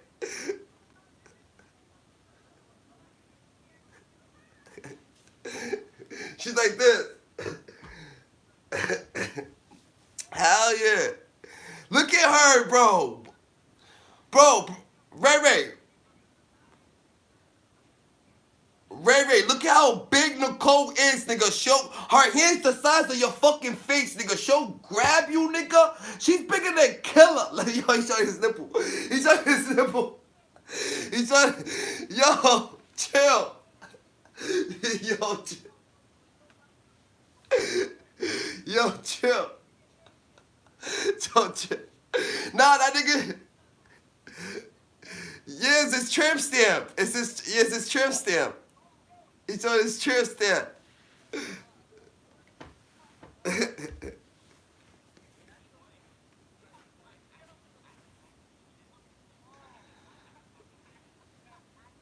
Ray, she's a girl, Ray, she's a girl.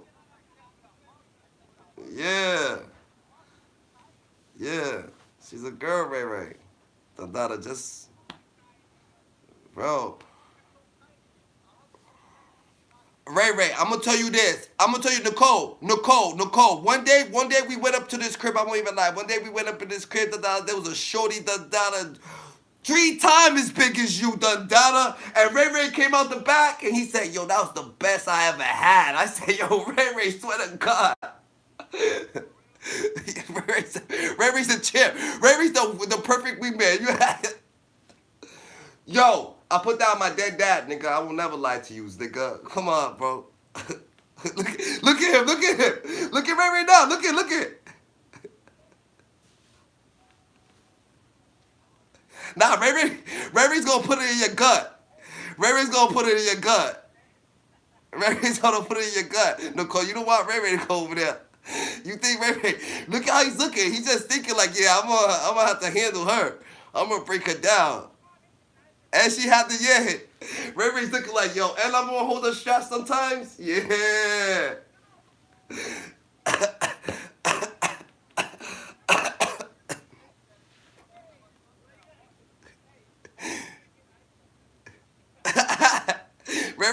Ray, yo, why you trying to interfere?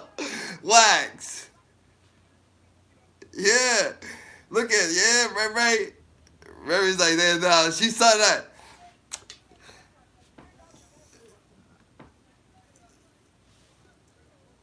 Nah, I understand, but look, you're my cousin, and I understand you never had something like that, so you want to try it. I already know you. You're like, yeah, nigga. Nicole.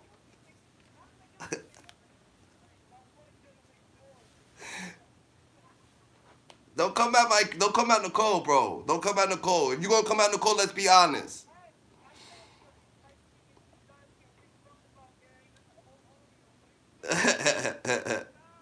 Nah. Rary's black, nigga. Rary's black. Rary's black. Rary's black, nigga. Yeah, he's black, nigga. Ray, nigga.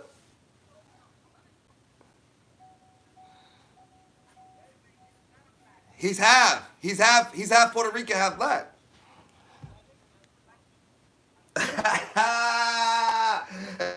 Hey, don't, bro. Why you're trying to get? She just like Ray. You might have to send her a pic, nigga. You might have to just for the team, nigga. For all the Puerto Ricans, cousin. She can't be coming at us like that, done. Does it?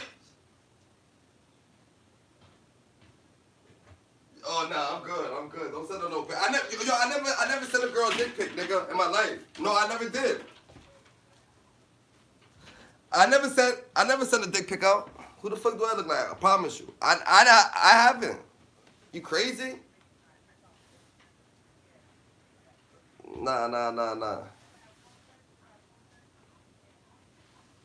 I haven't. I don't know. Bro.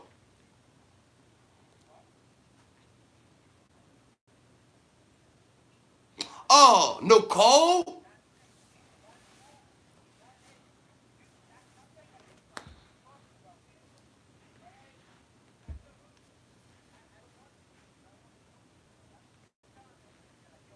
Yo.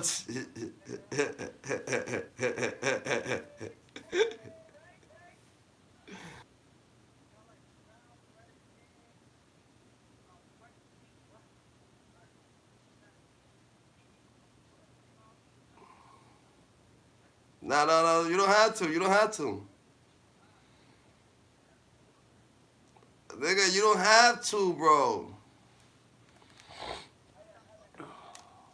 That's too much, bro. What you say your baby, where's your baby mama at?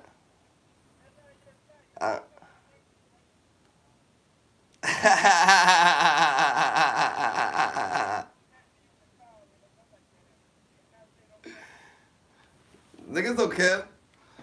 Niggas, nigga, everybody know this is entertainment, nigga. You a man. You gotta have a boundary of entertainment, nigga.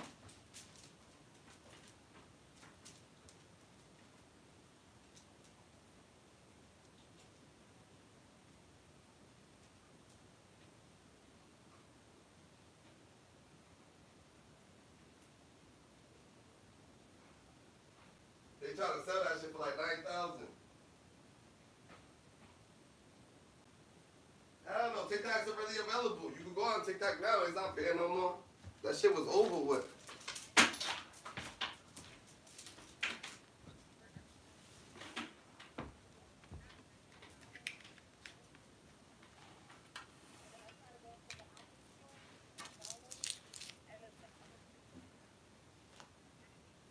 Yeah.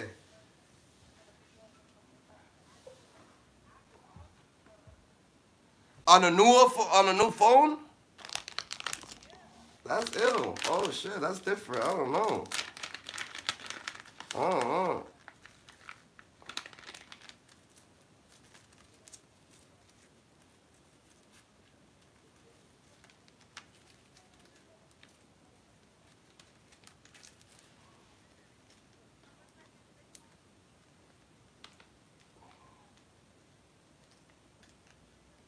You know what?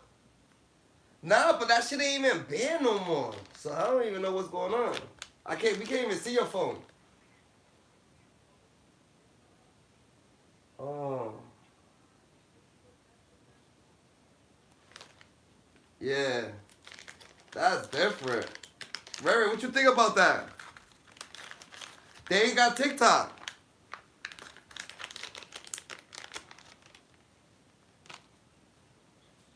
But I got TikTok. I'm trying to say that TikTok ain't banned because I got it.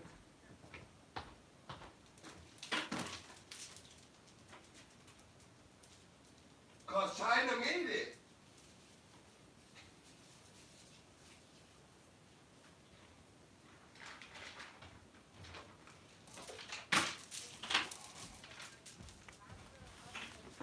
Yeah, that's a fact.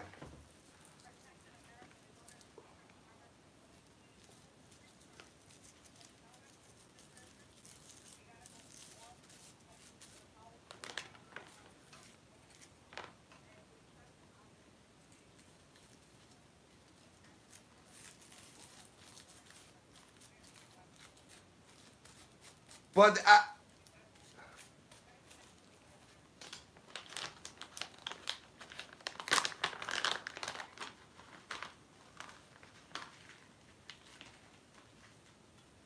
yeah, but I think Biden.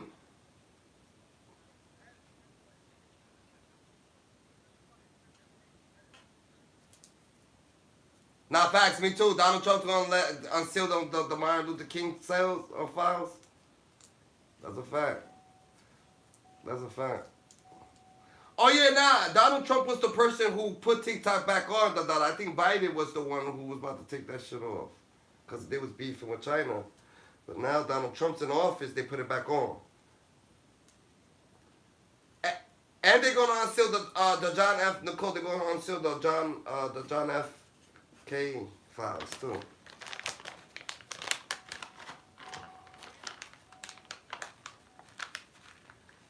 Well, that's a fact.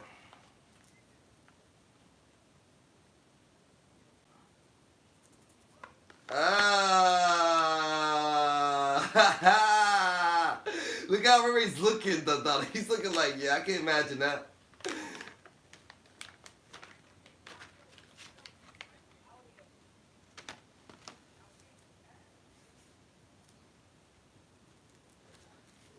What happened, Ray?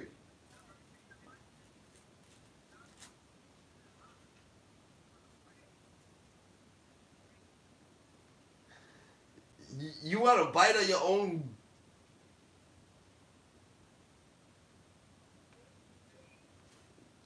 That's different, cousin.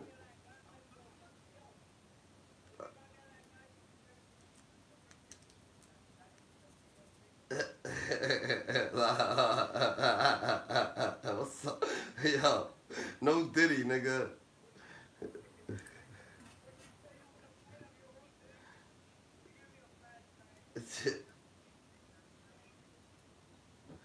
You said that's impossible?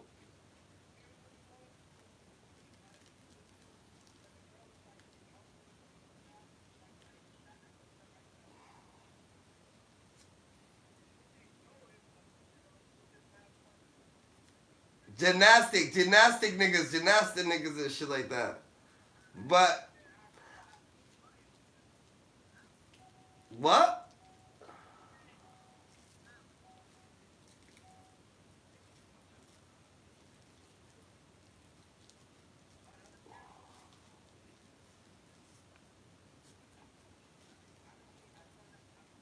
A 6 is coming out, no? Yeah, it is coming out. Mm-hmm. That's ill though. It's coming out, bro. Another scary movie's coming out though. I don't know when, but I seen the trailer. Mm-hmm.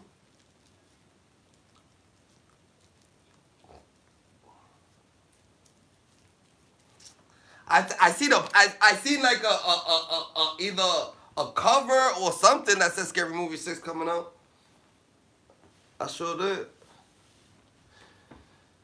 That's a. Oh, that's why it's fucking.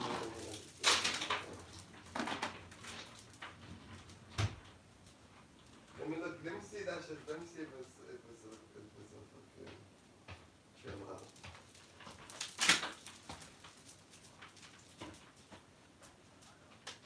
What's good, GG? You got work where at home? Why?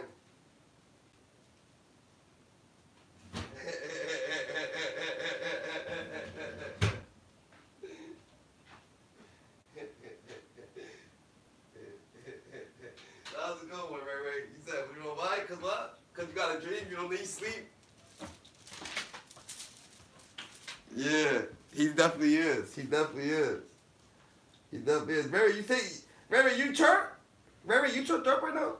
Oh. You just gonna try to stay up all night? Why? How you gonna stay up all night? What makes you so sure? What makes you so sure that you're staying up all night, nigga, if you're drunk a little bit?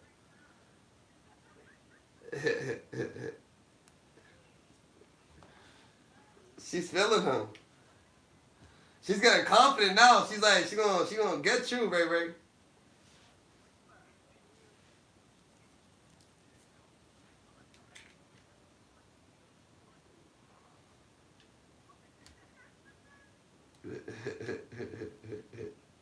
What you say? What you say, Nicole? Oh yeah, you gonna have him in the corner. You gonna have him in the corner.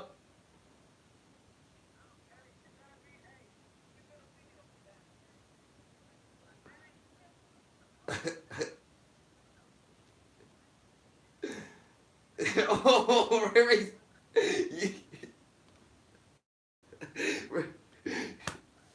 Yeah, y'all ain't gonna have to be having phone sex right here with me on the phone, da.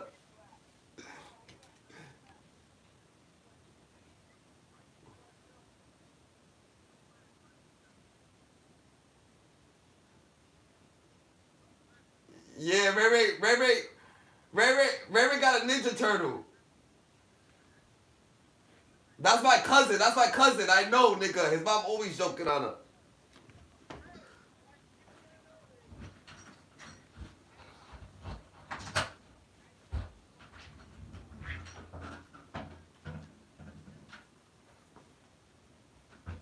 You're not? What that means?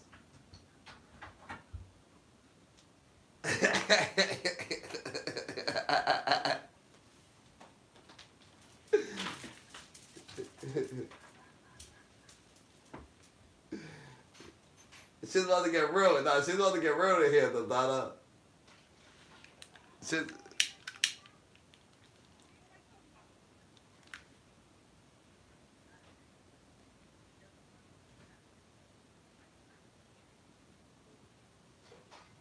What'd you say, Ray? What'd you say?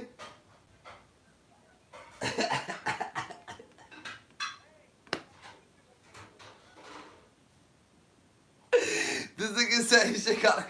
This nigga's crazy as fuck. He said shit current. He says, yo.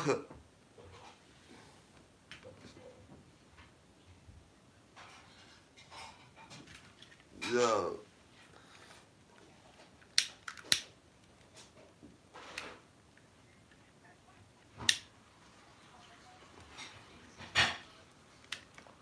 Nicole, what?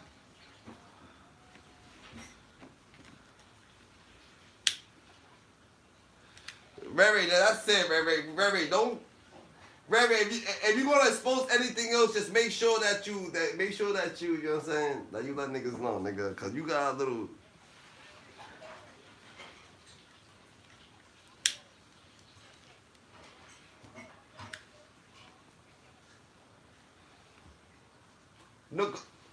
Nicole, you're gonna have to come up to the YouTube, that.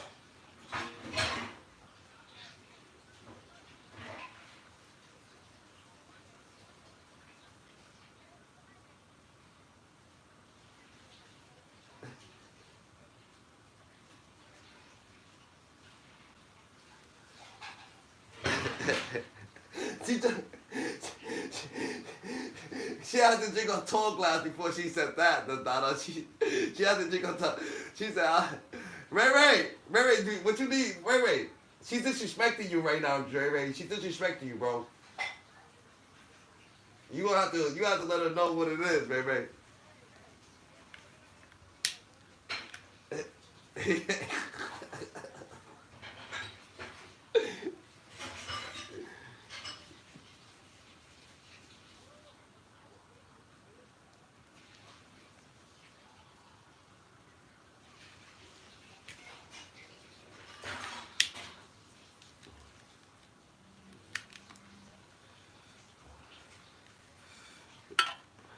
Yo, I'm trying to tell you, yo, we got some real life personnels here, Donata. We got some real life. Yeah, the facts, I told you.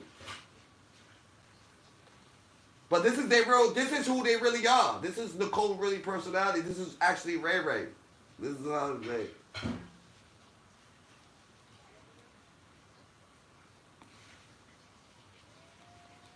You haven't got it done with what? 2 boys or 2 girls? Yeah. Huh?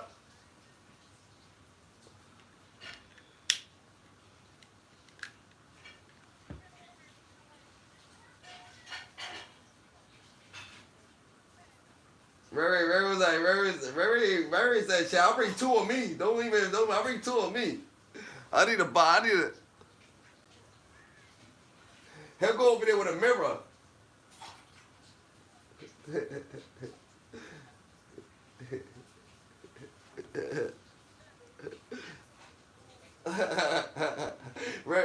What do you mean? Cousin already knows. Ray, go to the bathroom, Ray, show the mirror.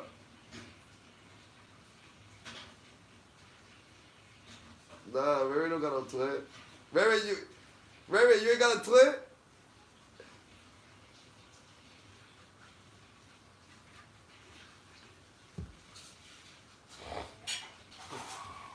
Yeah, give him a better question. I'm done with you, it's done. I'm gonna have to get up out of here, Donna. You niggas is, you giving him hard questions. You giving him the hard ones, Nicole. Stop giving him the hard questions. Hippopotamus. Stop giving him.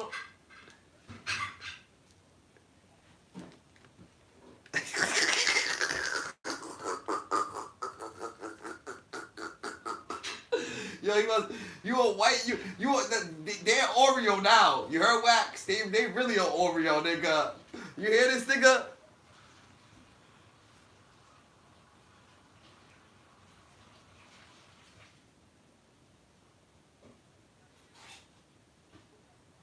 Shorty that was in that's the other shorty that was in the party that got a kid.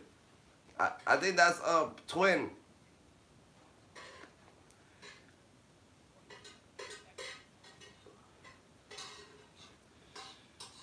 Ray, she don't want to hear that shit.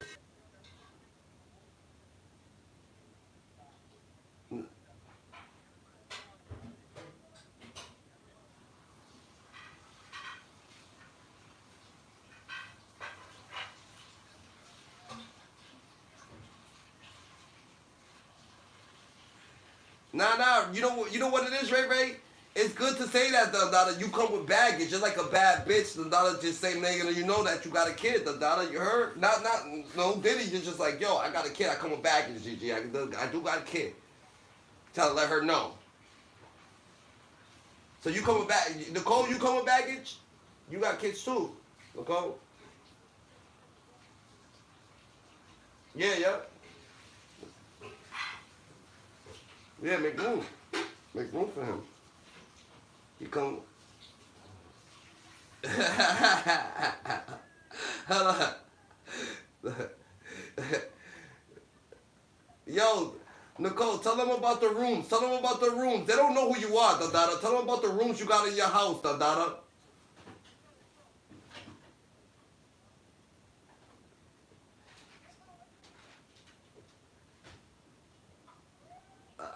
I'm a Libra.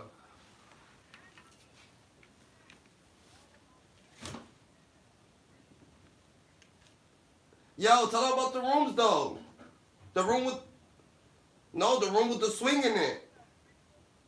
Yeah. Tell her about the room.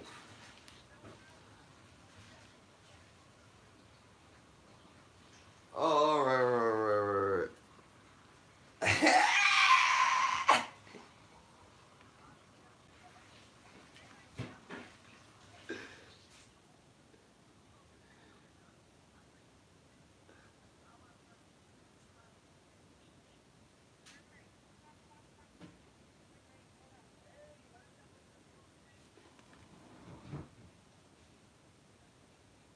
Oh, sex dice.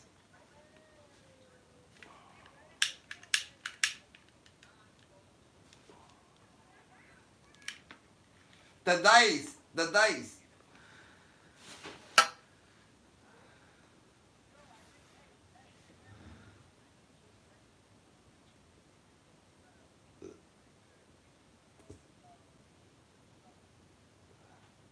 No, she got a whole toy for that. She don't need Ray for that. She need Ray's whole head for that, nigga. He gotta put his head up her ass, nigga. Fuck you talking about? Nose first.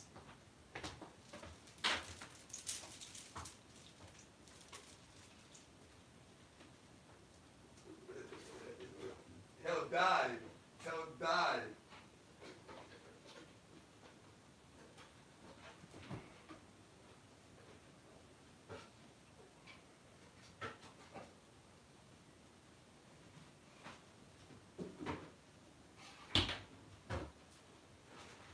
Nigga, if Nicole get on top of Ray, you ain't gonna be able to see Ray no more.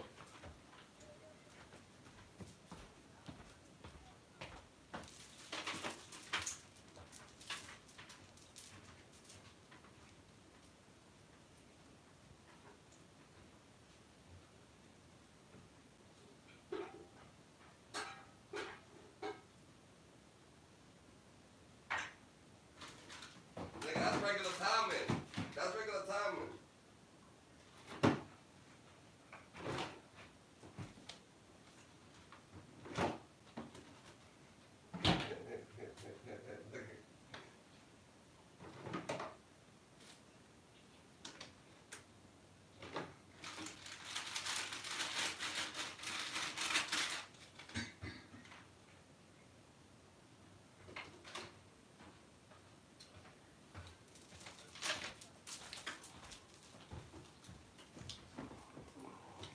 Show him. Show Ray that waist, the Dada. Show him what he working with, the Dada. You know you want to see Ray.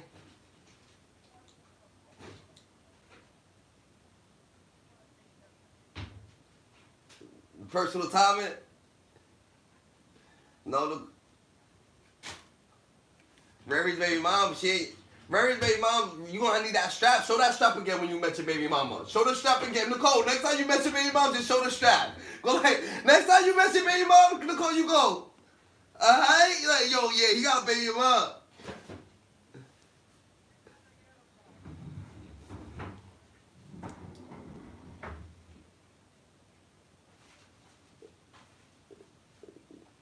You heard, Mary?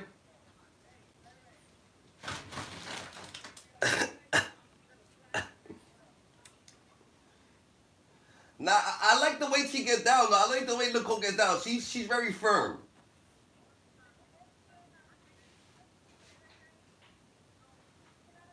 So, well, all right. Right.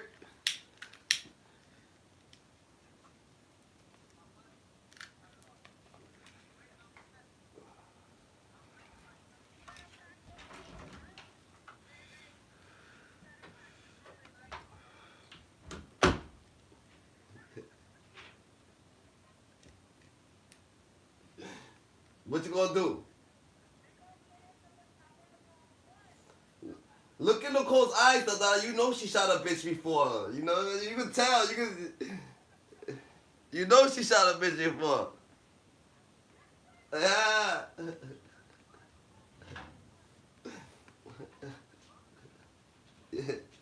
Glocky.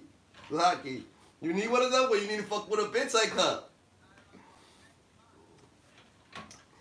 You need to fuck with a bitch like that. She got them all, nigga. She got all the toys, you know what I'm saying? Nigga.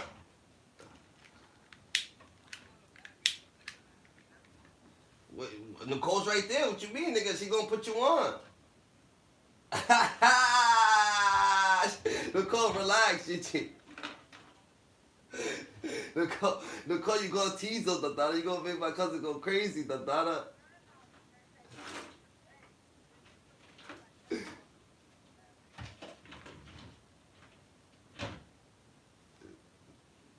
Nah, Nicole's a bad, Nicole's a bad bitch because she lays on business. She stands on business.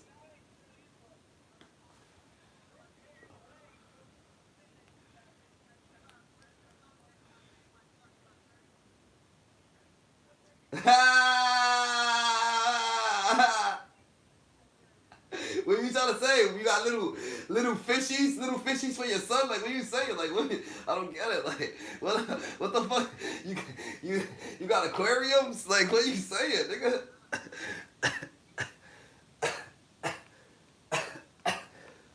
What are you saying?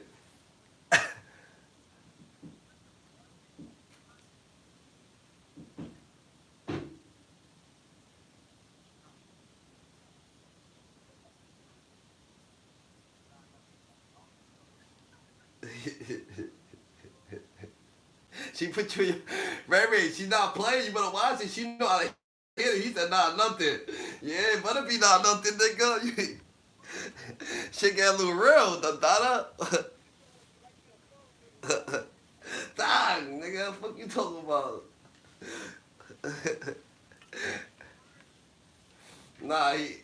He's not, he's imagining him being with her. Yeah, you good.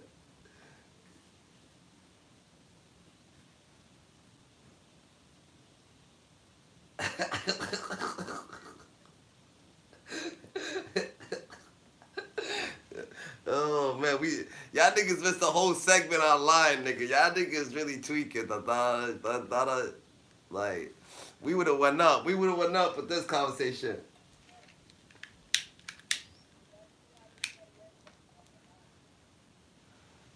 They are. Nicole don't know them. They in here, but Nicole don't know them like that. Nicole probably they gonna get quiet when Nicole come in here. But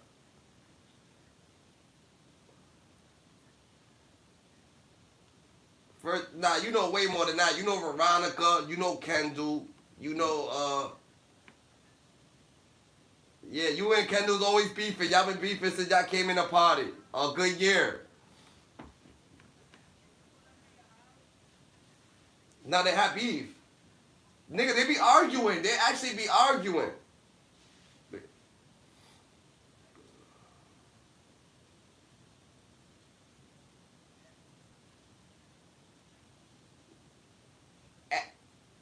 Everybody that be on YouTube. Everybody that be on YouTube. Everybody that be on YouTube. There's a bunch of people. Yeah, you still are.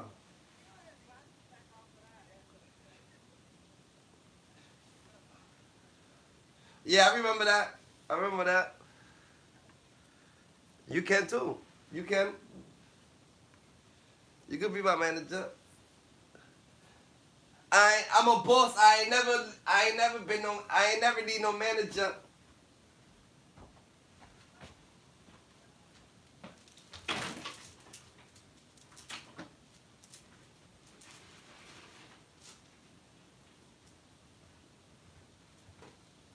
She does got your best interest, nigga.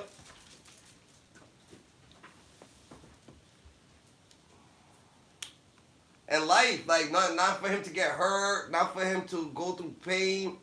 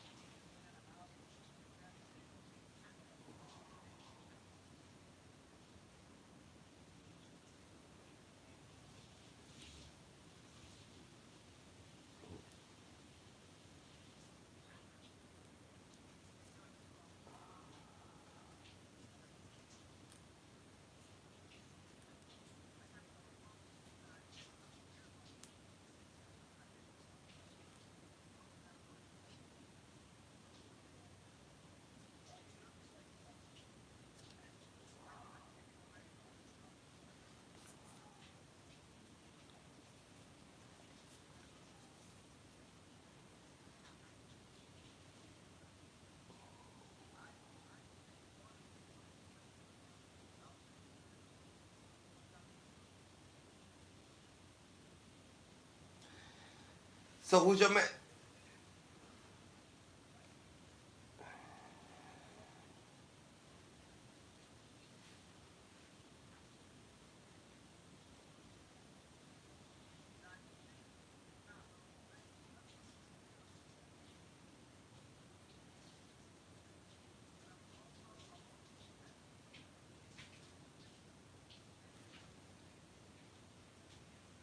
He gets a monthly check from the for the veteran shit.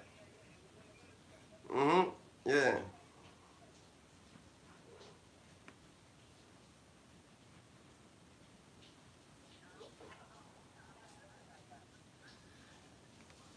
You go.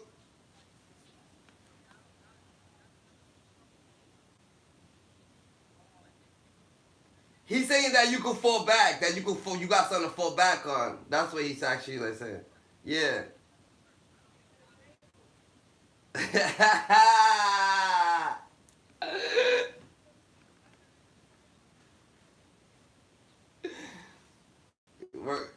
He's gonna be working on that ass.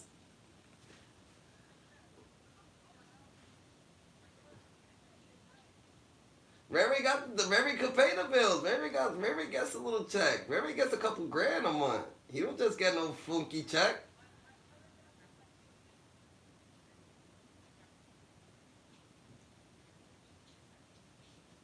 Ooh, Ray. Ooh. Yeah. All right.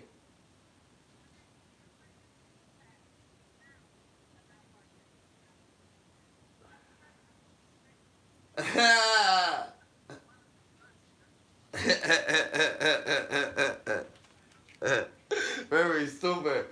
He said, I'm trying to play some craps. She trying to play some, she gonna crack your ass, nigga. She gonna crack that ass. That's what she gonna crack. Alright. Okay. How you roll? Tell us how you gonna.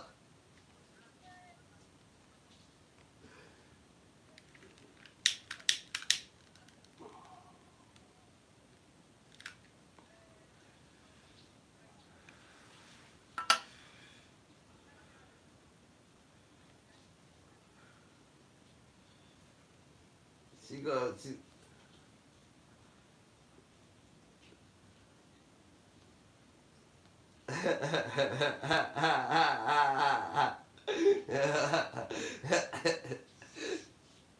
Yo, chill.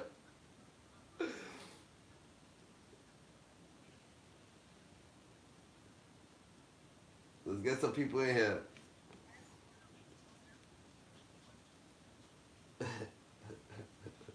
That's nasty, Ray Ray. I might want to hear that shit, nigga.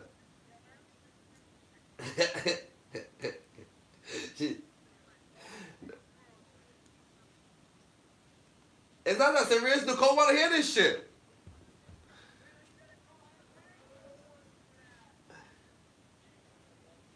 What's goody, twin? What's goody, twin? We chillin', we chillin'. We was, yeah. Nah, Nicole left. Why Nicole leave? Oh. Oh, Nicole's right there. Oh, all right. I couldn't see you. It's because the cameras is moving around. Oh, what's up, twin? Oh, yeah, facts. We was having yeah. They was having a conversation.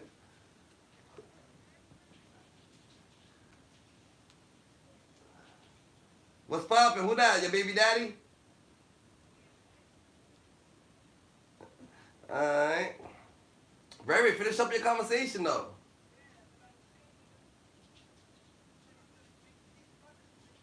Don't switch up. Yeah, fat.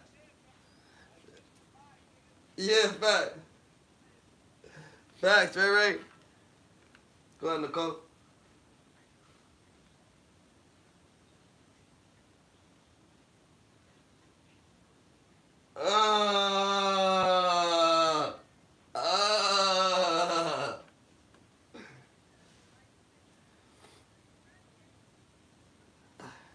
Ray, that means that the paddles gonna be like this. She needs something bigger than a paddle. She need a, you know how to move that wave, you heard?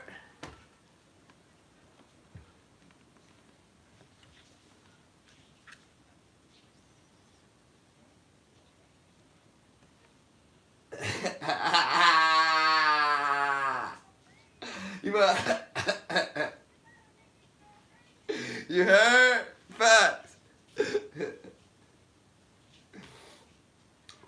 Yo, you got Ray's quiet over here. You don't know what to do. Yo.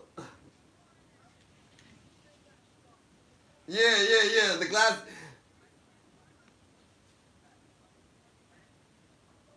Oh, man. You about to call your BM back? What you talking about, Gigi? She got you about to call your BM back now? You have to?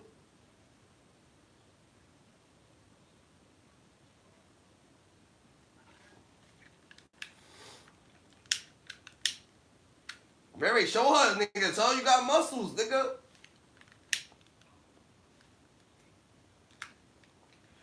Show her your muscles, Ray.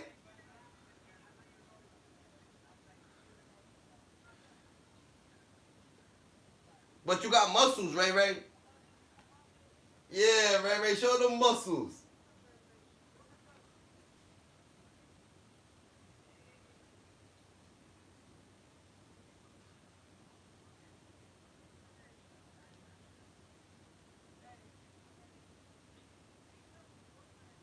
You know what I'm saying?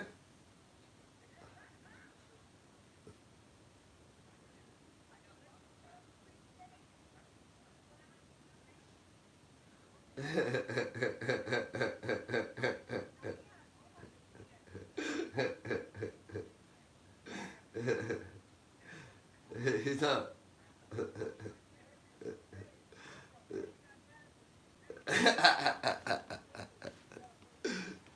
Ray got the Ray side. Look.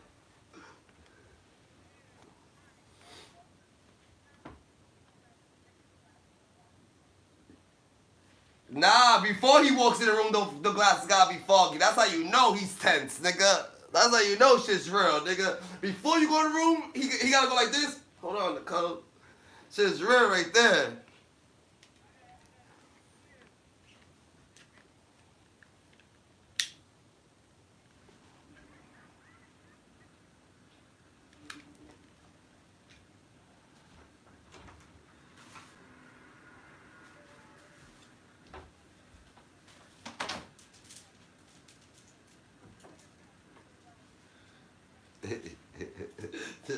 Chill, you already did his shit.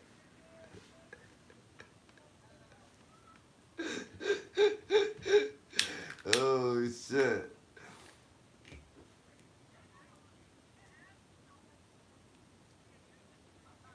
He showed her it.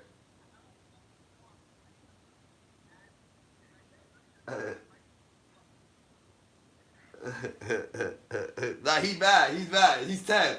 Stop teasing him. Stop teasing him. Cause you're teasing. He said he wants her to pull up. That's it. It's a wrap. If you ain't pulling up, he don't want to hear none of that.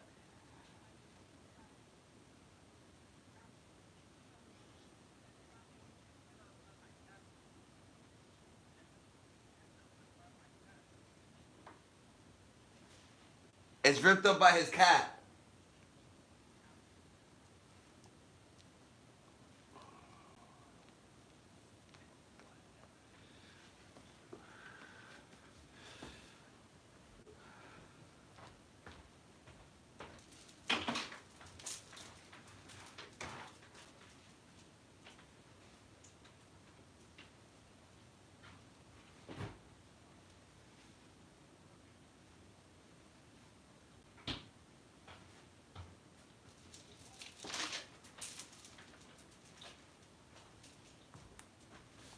PS5.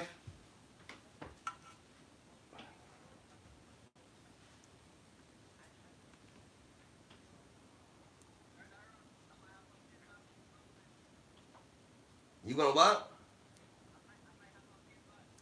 I don't pay PS5. I'm saying she has PS5. I got Xbox.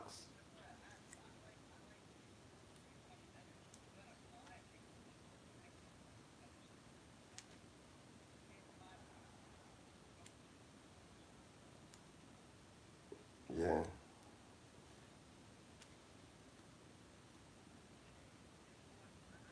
No, you gotta come to the Xbox. Real shit. When you come to the Xbox, that's how you know you're here. You're in the party.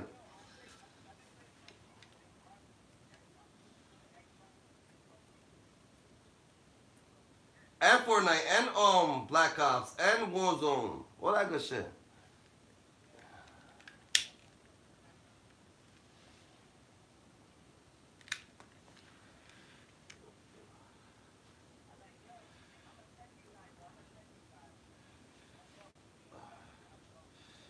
Tekken 11. Matter of fact, what Tekken you gave me, Ray Ray?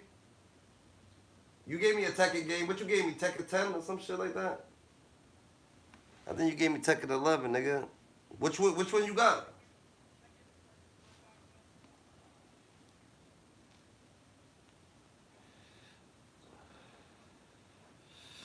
Yeah, the only Tekken game I got, Ray Ray gave me it. Yeah, I could fuck with it.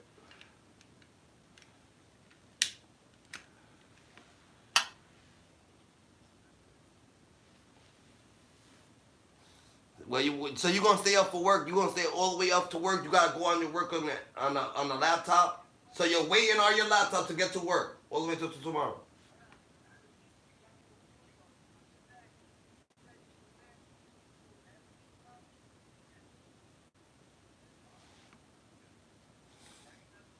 They gonna pick you up?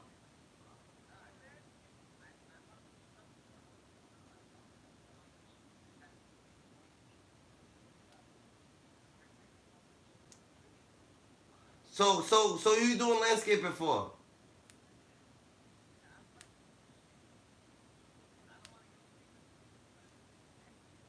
So you're going to work tomorrow, and someone's gonna pick you up. He's in Rhode Island. He's in Prague.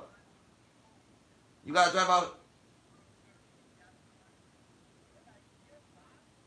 Yeah.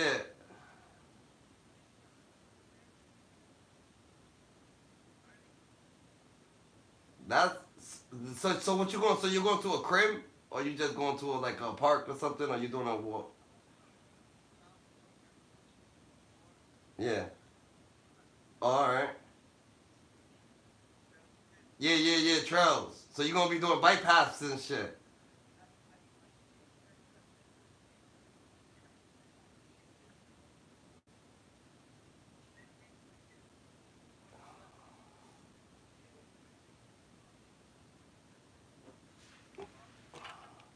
And it's your first day on the job tomorrow.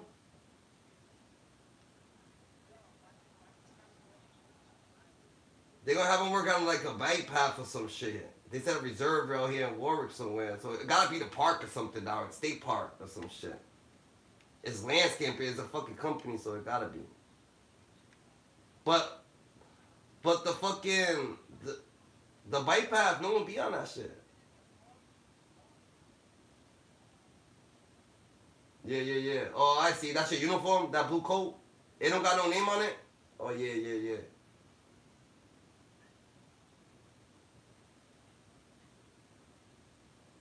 All right.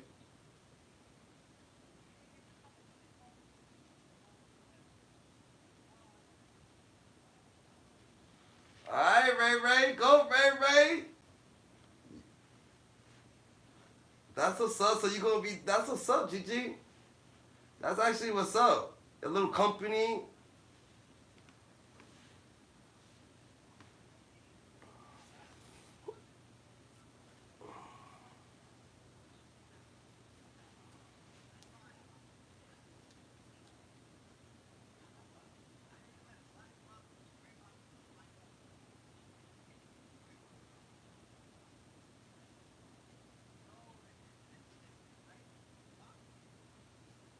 He got the colors.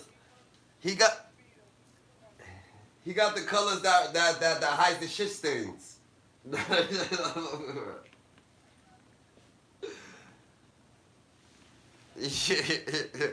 nigga's on some different shit.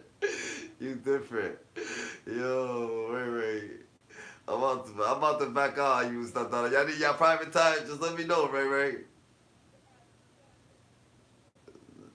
That's the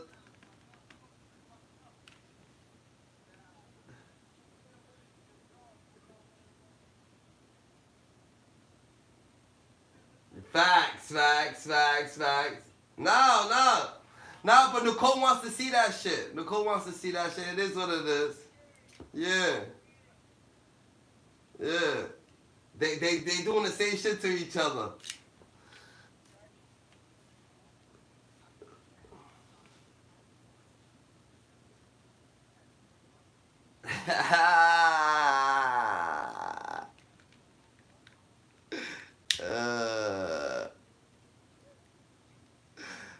Shit's getting real.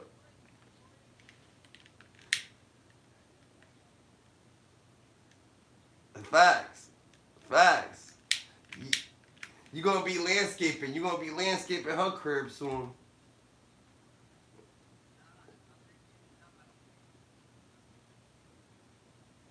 That's good, nigga. Facts. You'll find one with that job.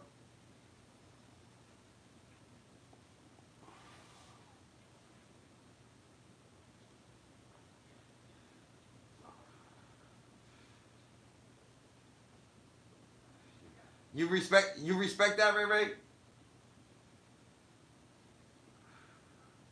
She don't wanna hear that shit.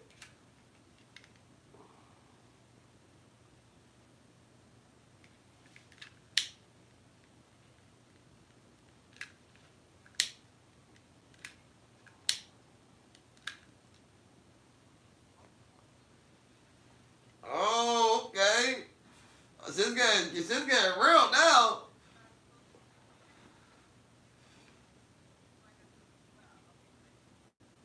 Okay.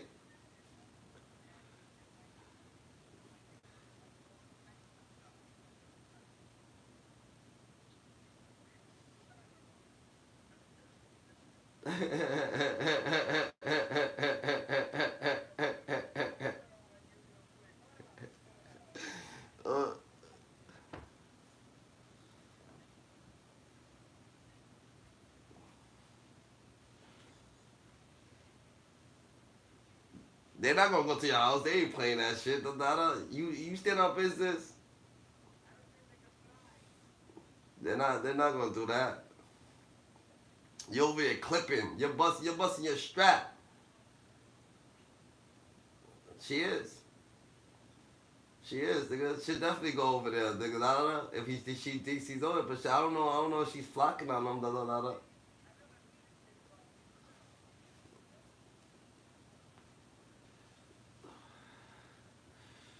Rari's gonna think twice about going over there. What are you doing? Rary, look at Rary.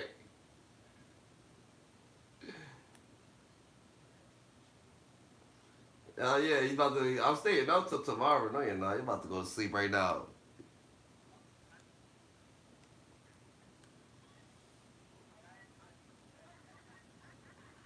Now you gotta put your glasses on. When your glasses off, you look a little fragile. You look a little fragile with them off.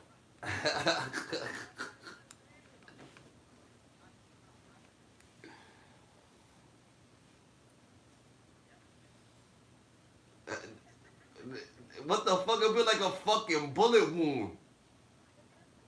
You crazy? The thought you go through, you swallow his neck. Nigga, he won't have no neck no more. That shit will pop. You give him a hickey, the daughter, you gonna have a whole nother fucking, that shit gonna blow like a bubble. Oh yeah, the daughter. You even kiss that man on his neck, nigga. It's a wrap. That shit gonna blow. Look like a giraffe.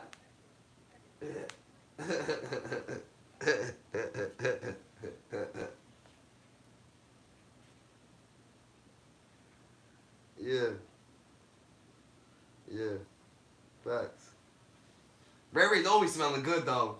Barry's always smelling good.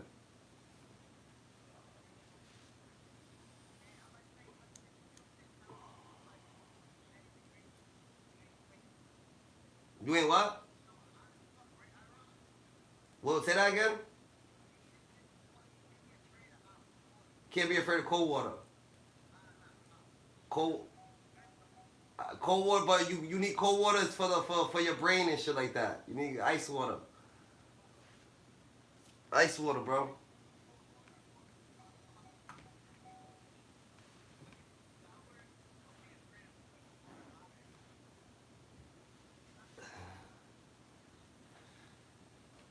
Yeah, I get what you're saying. Every day I take a shower with hot water, but you need a cold water shower.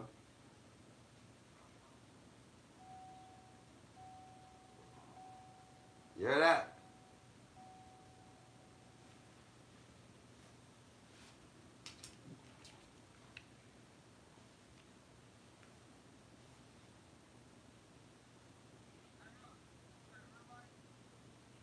What's good? You want what? Oh yeah? So play basketball.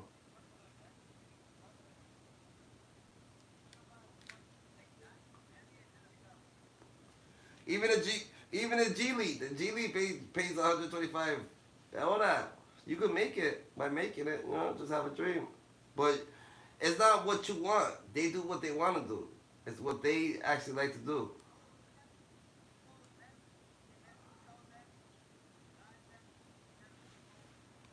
Yeah, you could pass him a basketball, but you can't make him play. Yeah. So you gonna put mad shit over there, nigga, just because the nigga probably want to rollerblade. The nigga probably want to do something else. Nigga, he ain't good.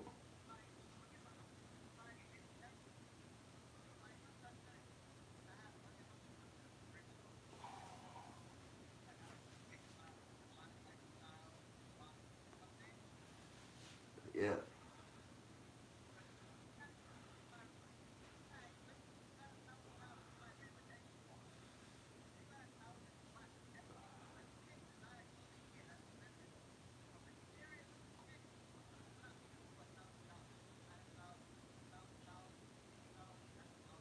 Look at when it comes out to buying kids shit, you gotta buy it. once you start buying kids shit when they are like, boys is different because boys keep growing. But you know what I'm saying? Certain kids stop growing at a certain age. So by the time they like 13 or 14, maybe they're gonna start growing. That's when you start buying maybe the designer shit that they gonna keep in their closet. They can keep it all the way till they grown, till they fully grown. They always have it. You know what I'm saying? You grow out of shit no matter what. You always gonna keep growing because there's shit that I brought 5 years ago that I don't fit now. I'm like, what the fuck? You know what I'm saying? So you always gonna grow. That's offended, you heard? Get a room. Oh, I see Nicole looking at something. I knew something was going on. I didn't actually see y'all, but I knew something was going on. Hi, DJ. Good meeting you, Dada. Yeah.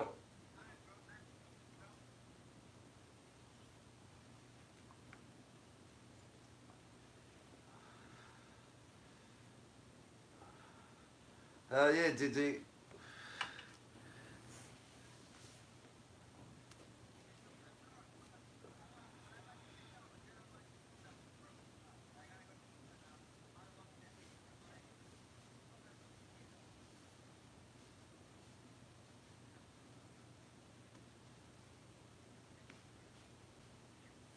For real, she ain't look Cambodian.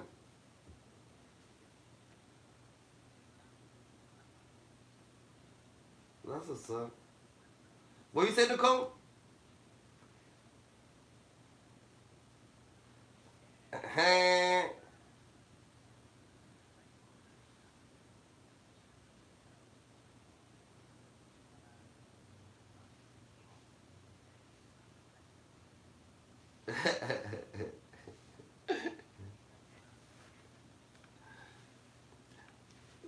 Who? Cause I'm a nigga. I'm a nigga, that's like.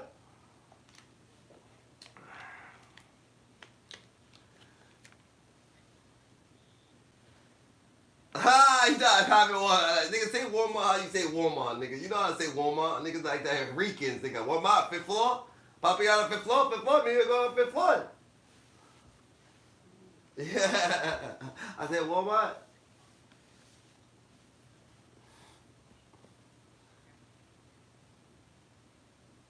She about to Nicole Savage, nigga. She's already trying to put you in the pocket, nigga.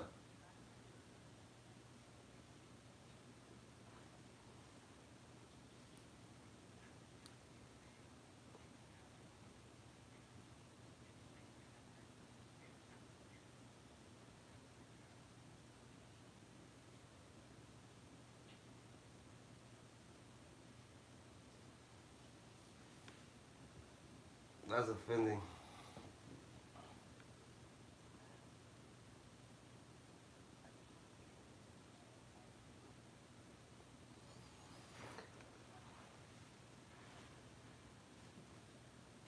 For real? What caused that? What caused that shit? At 18?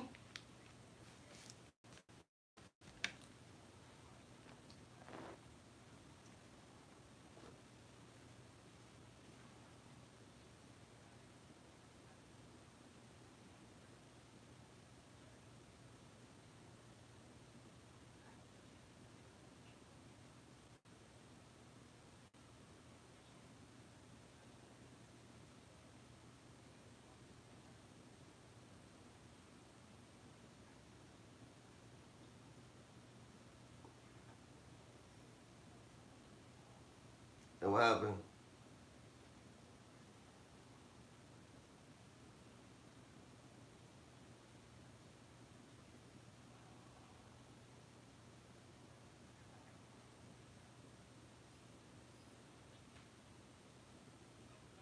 That's different. That's different.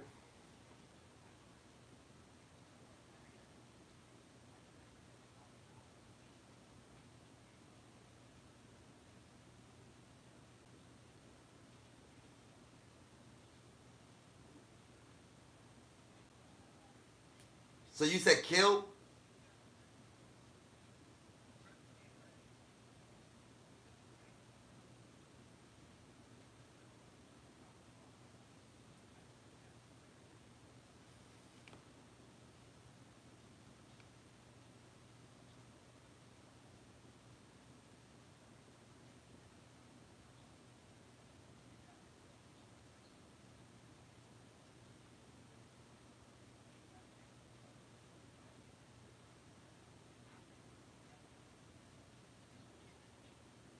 Hey.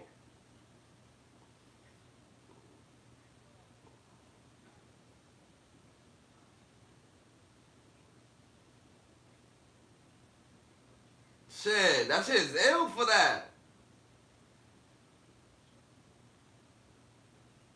What you mean? But you was $1,000? What you mean? You got a basement? Yeah.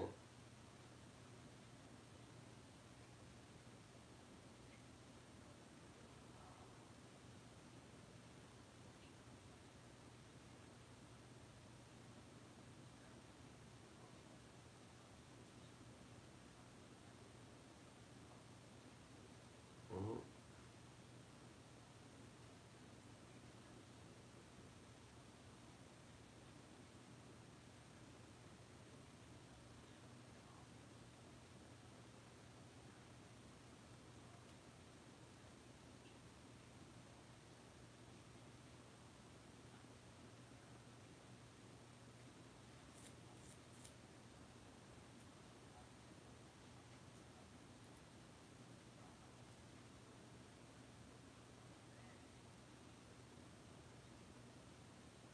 Nah, she don't know what that means. Cause that's only in Rhode Island, ain't it?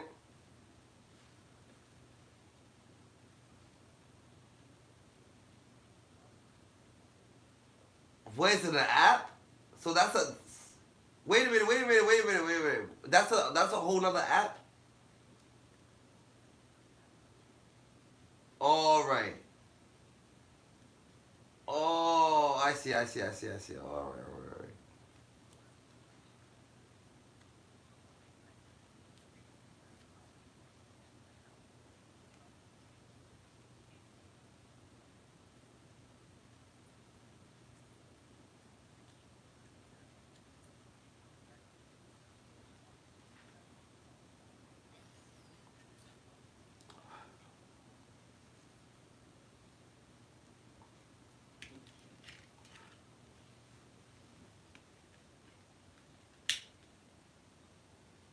So, yeah.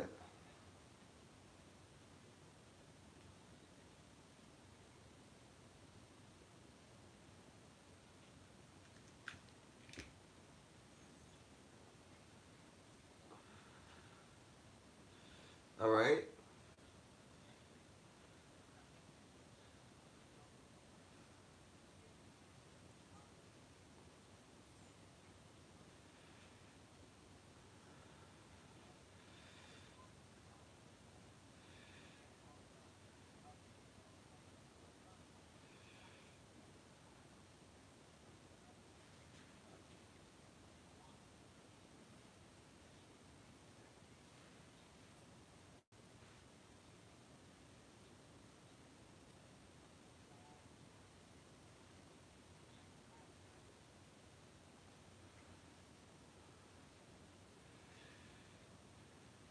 Yeah. Yeah.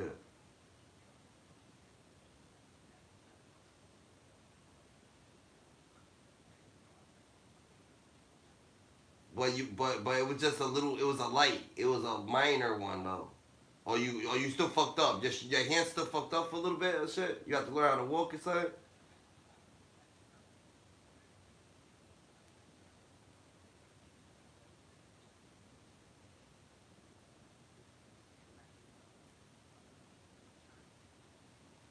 Yeah.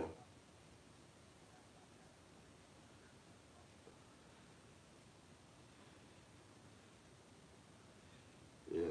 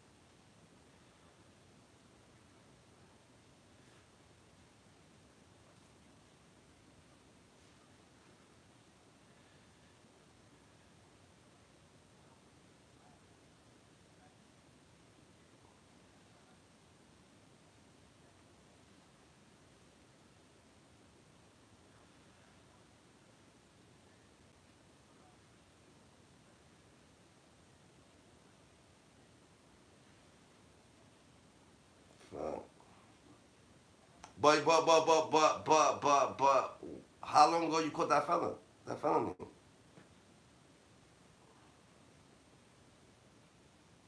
Would you poke a nigga? You hit a nigga with a bat?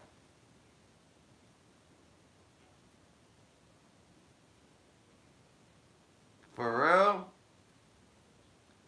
Damn, you tweaked out, Dunlada. But what was it? It was a scenery? A scene? Because, you know what I'm saying? I knocked the bitch out a couple times, you know what I'm saying?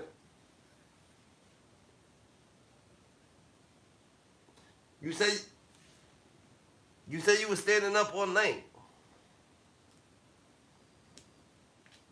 Oh, you hit it by mistake.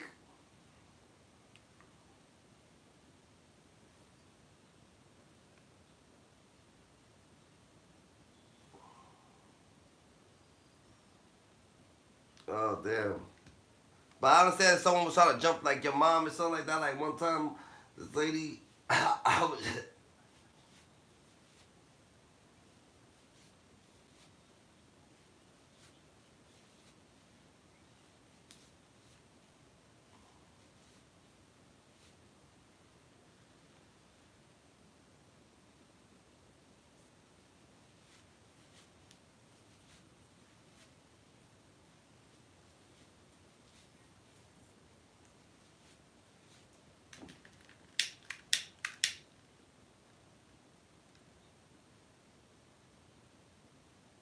Yeah.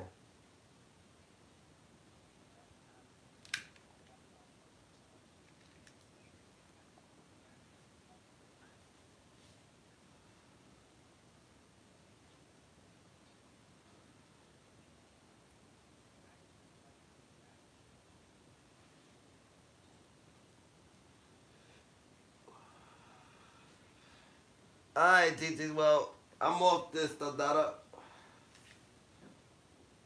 Alright. You heard? You heard? Alright.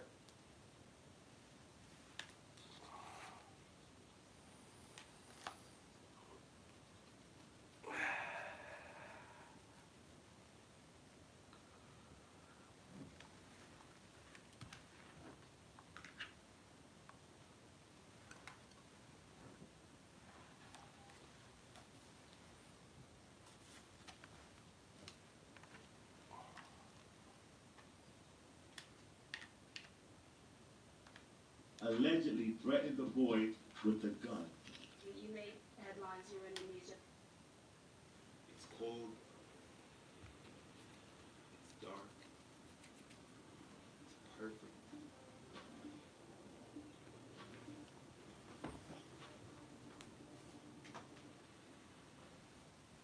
Popeyes has the wing game on lock for your watch party.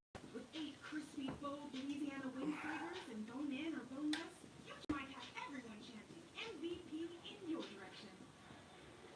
You know?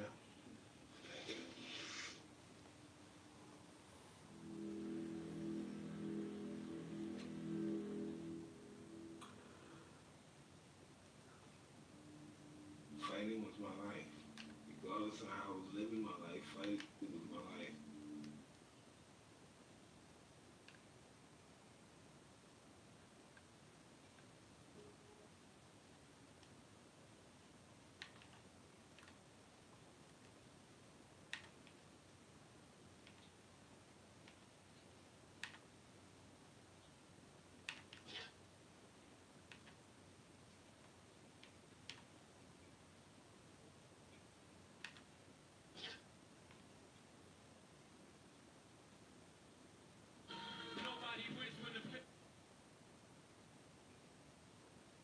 These are the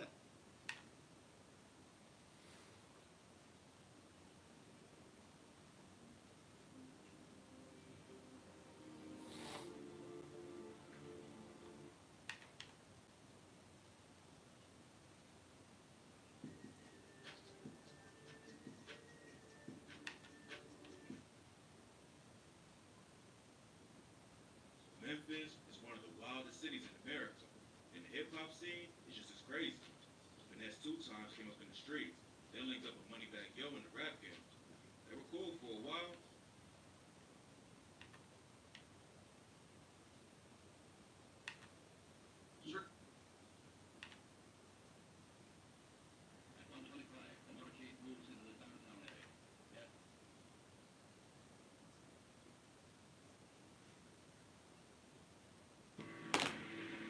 12,000 years ago, nature released the earth from the grip of an ice age. Since then, we have tamed the wilderness, pioneered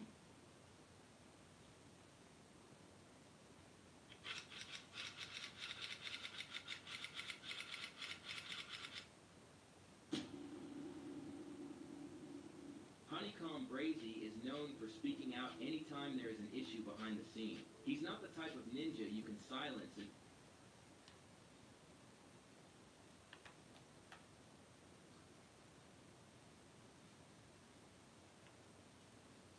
That's what I need, an adapter.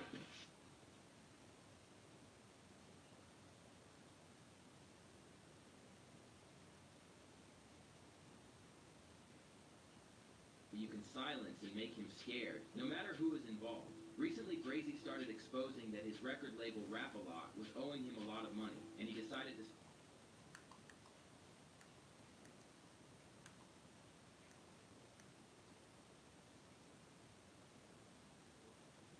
pioneered technologies, and as our numbers multiplied, built cities, nations, and empires. No part of the world has been left untouched. As scientists race to understand the huge impact we have on our planet, they have opened an astonishing new window on our past. Human history is a product of its environment.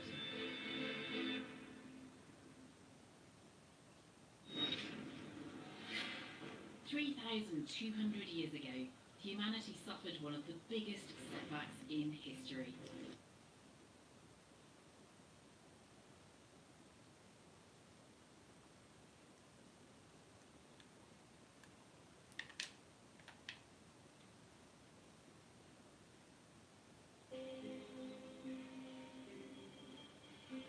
If you're a true fan of Memphis rappers, the name Yo Gotti and the late Young Dolph would certainly be familiar to you. While there are other rappers from the South, including cities like Atlanta, Houston, Miami, and New Orleans, Memphis, Tennessee has had a significant influence over the rap game. In Memphis, the rivalry between Yo Gotti and Dolph has been a defining feature for over a decade. Dolph, a probably independent artist under his own label, Paper Route Empire, and Yo Gotti, the mastermind behind CMG, Collective Music, were not just competitors.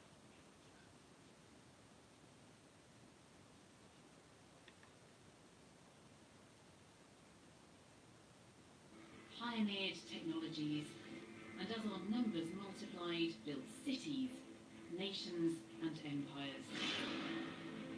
No part of the world has been left untouched. As scientists race to understand the huge impact we have on our planet, they have opened an astonishing new window on our past.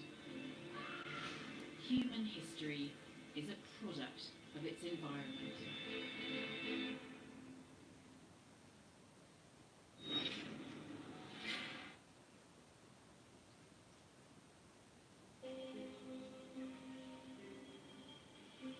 If you're a true fan of Memphis rappers, the name Yo Gotti and the late Young Dolph would certainly be familiar to you.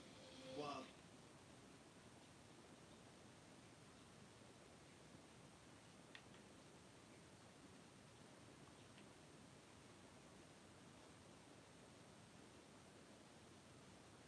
These are the 18 most mind-blowing conspiracy theories ever shared on the Joe Rogan Experience.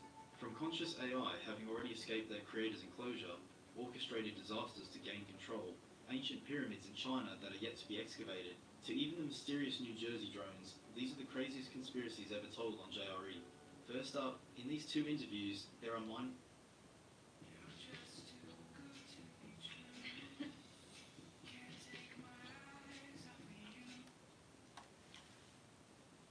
correlations between the conspiracies discussed. Alex Jones is known for saying pretty outrageous things, and these clips were once thought to be no different. But in Elon Musk's first JRE interview a year later, he unknowingly approves these 4 Alex Jones conspiracy theories. Take a listen.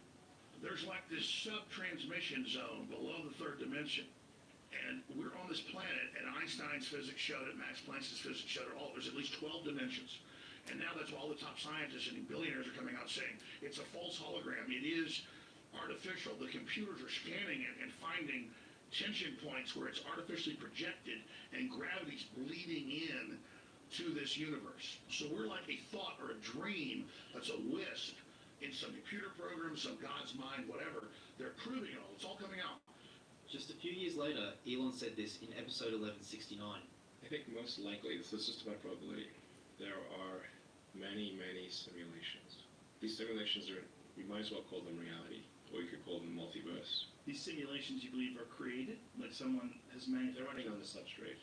In Alex's previous interview, he said that this substrate Elon was referring to had different levels, with the elites having to compete with machines, but soon they will, quote, merge with machines.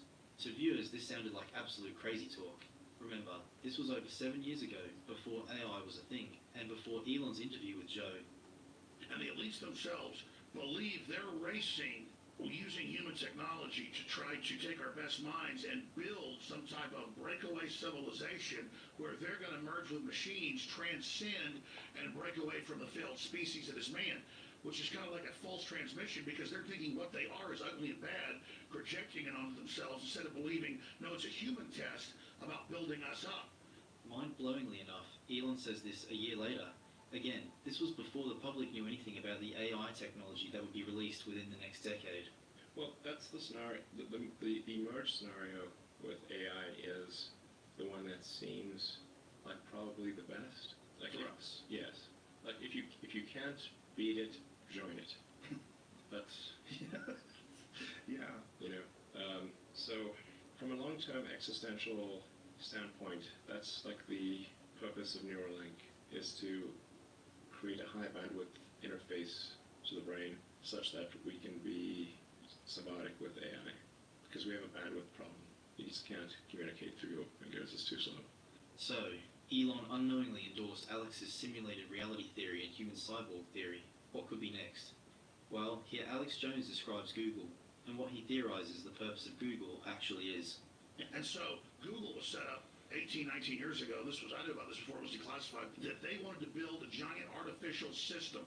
And Google believes that the first artificial intelligence will be a supercomputer based on the neuron activities of the hive mind of humanity with billions of people wired into it with the Internet of Things. And so all of our thoughts go into it, and we're actually building a computer that has real neurons in real time that's also psychically connected to us, that are organic creatures, so that they will have current prediction powers, future prediction powers, a true crystal ball, and so then it's the end of consciousness and free will for individuals, as we know, and a true 2.0 in a very bad way, hive mind consciousness with an AI jacked into everyone, knowing our hopes and dreams, delivering it to us because we were already wired in and absorbed before we knew it by giving over our consciousness to the system by our daily decisions that it was able to manipulate and control into a larger system.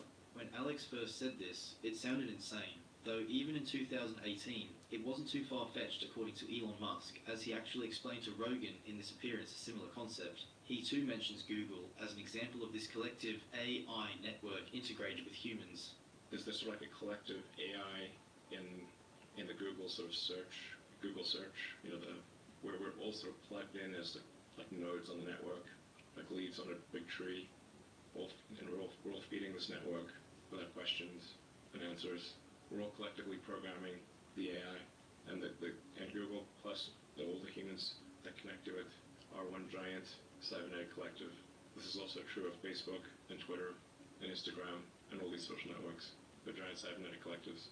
Not only do Musk and Jones seem to align closely on this point, there are several other shocking similarities between what they two say. There's now a human counterstrike taking place to shut this off before it gets fully into place and to block these systems and to try to have an actual debate about where humanity goes and cut off the pedophiles and psychic vampires that are in control of this AI system before humanity's destroyed. Jones has said certain elites were trying to push back against AI. A crazy statement, as no one thought anything of AI 7 years ago. But here's where things become eerie. Elon said this a year later. I try to convince people to slow down AI, to regulate AI. This was futile. I tried for years. This seems Nobody like a scene in a movie. Nobody where the listened. robots are gonna fucking take over and you're freaking me out. Nobody listened. Nobody listened. No one. Maybe they will. So far they haven't. Up next, the fake nuclear bomb conspiracy theory is explored in 2 instances on the podcast. Joe Rogan at first is extremely critical and dismisses the theory completely, but in a conversation from episode 2010 with Mark Andreessen, his mind is completely changed. But it all started back when Eddie Bravo made an appearance on JRE and said this.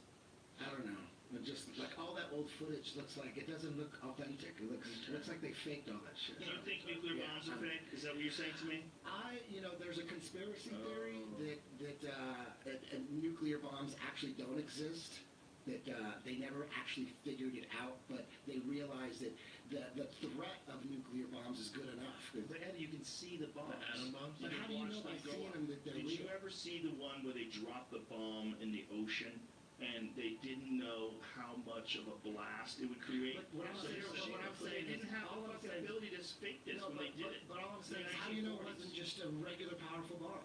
Eddie Bravo doesn't argue to say bombs aren't real or anything that crazy. He simply says there is a conspiracy that suggests the nuclear scale of bombs isn't real, and rather, we have regular powerful bombs that haven't reached nuclear scale yet.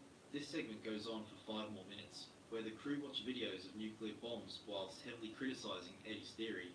Though, 5 years later, in episode 2010, the top comments are, apologise to Eddie Bravo, with another saying, it's annoying when close friends question your logic and someone else comes along and explains the exact same thing and their mind goes bananas.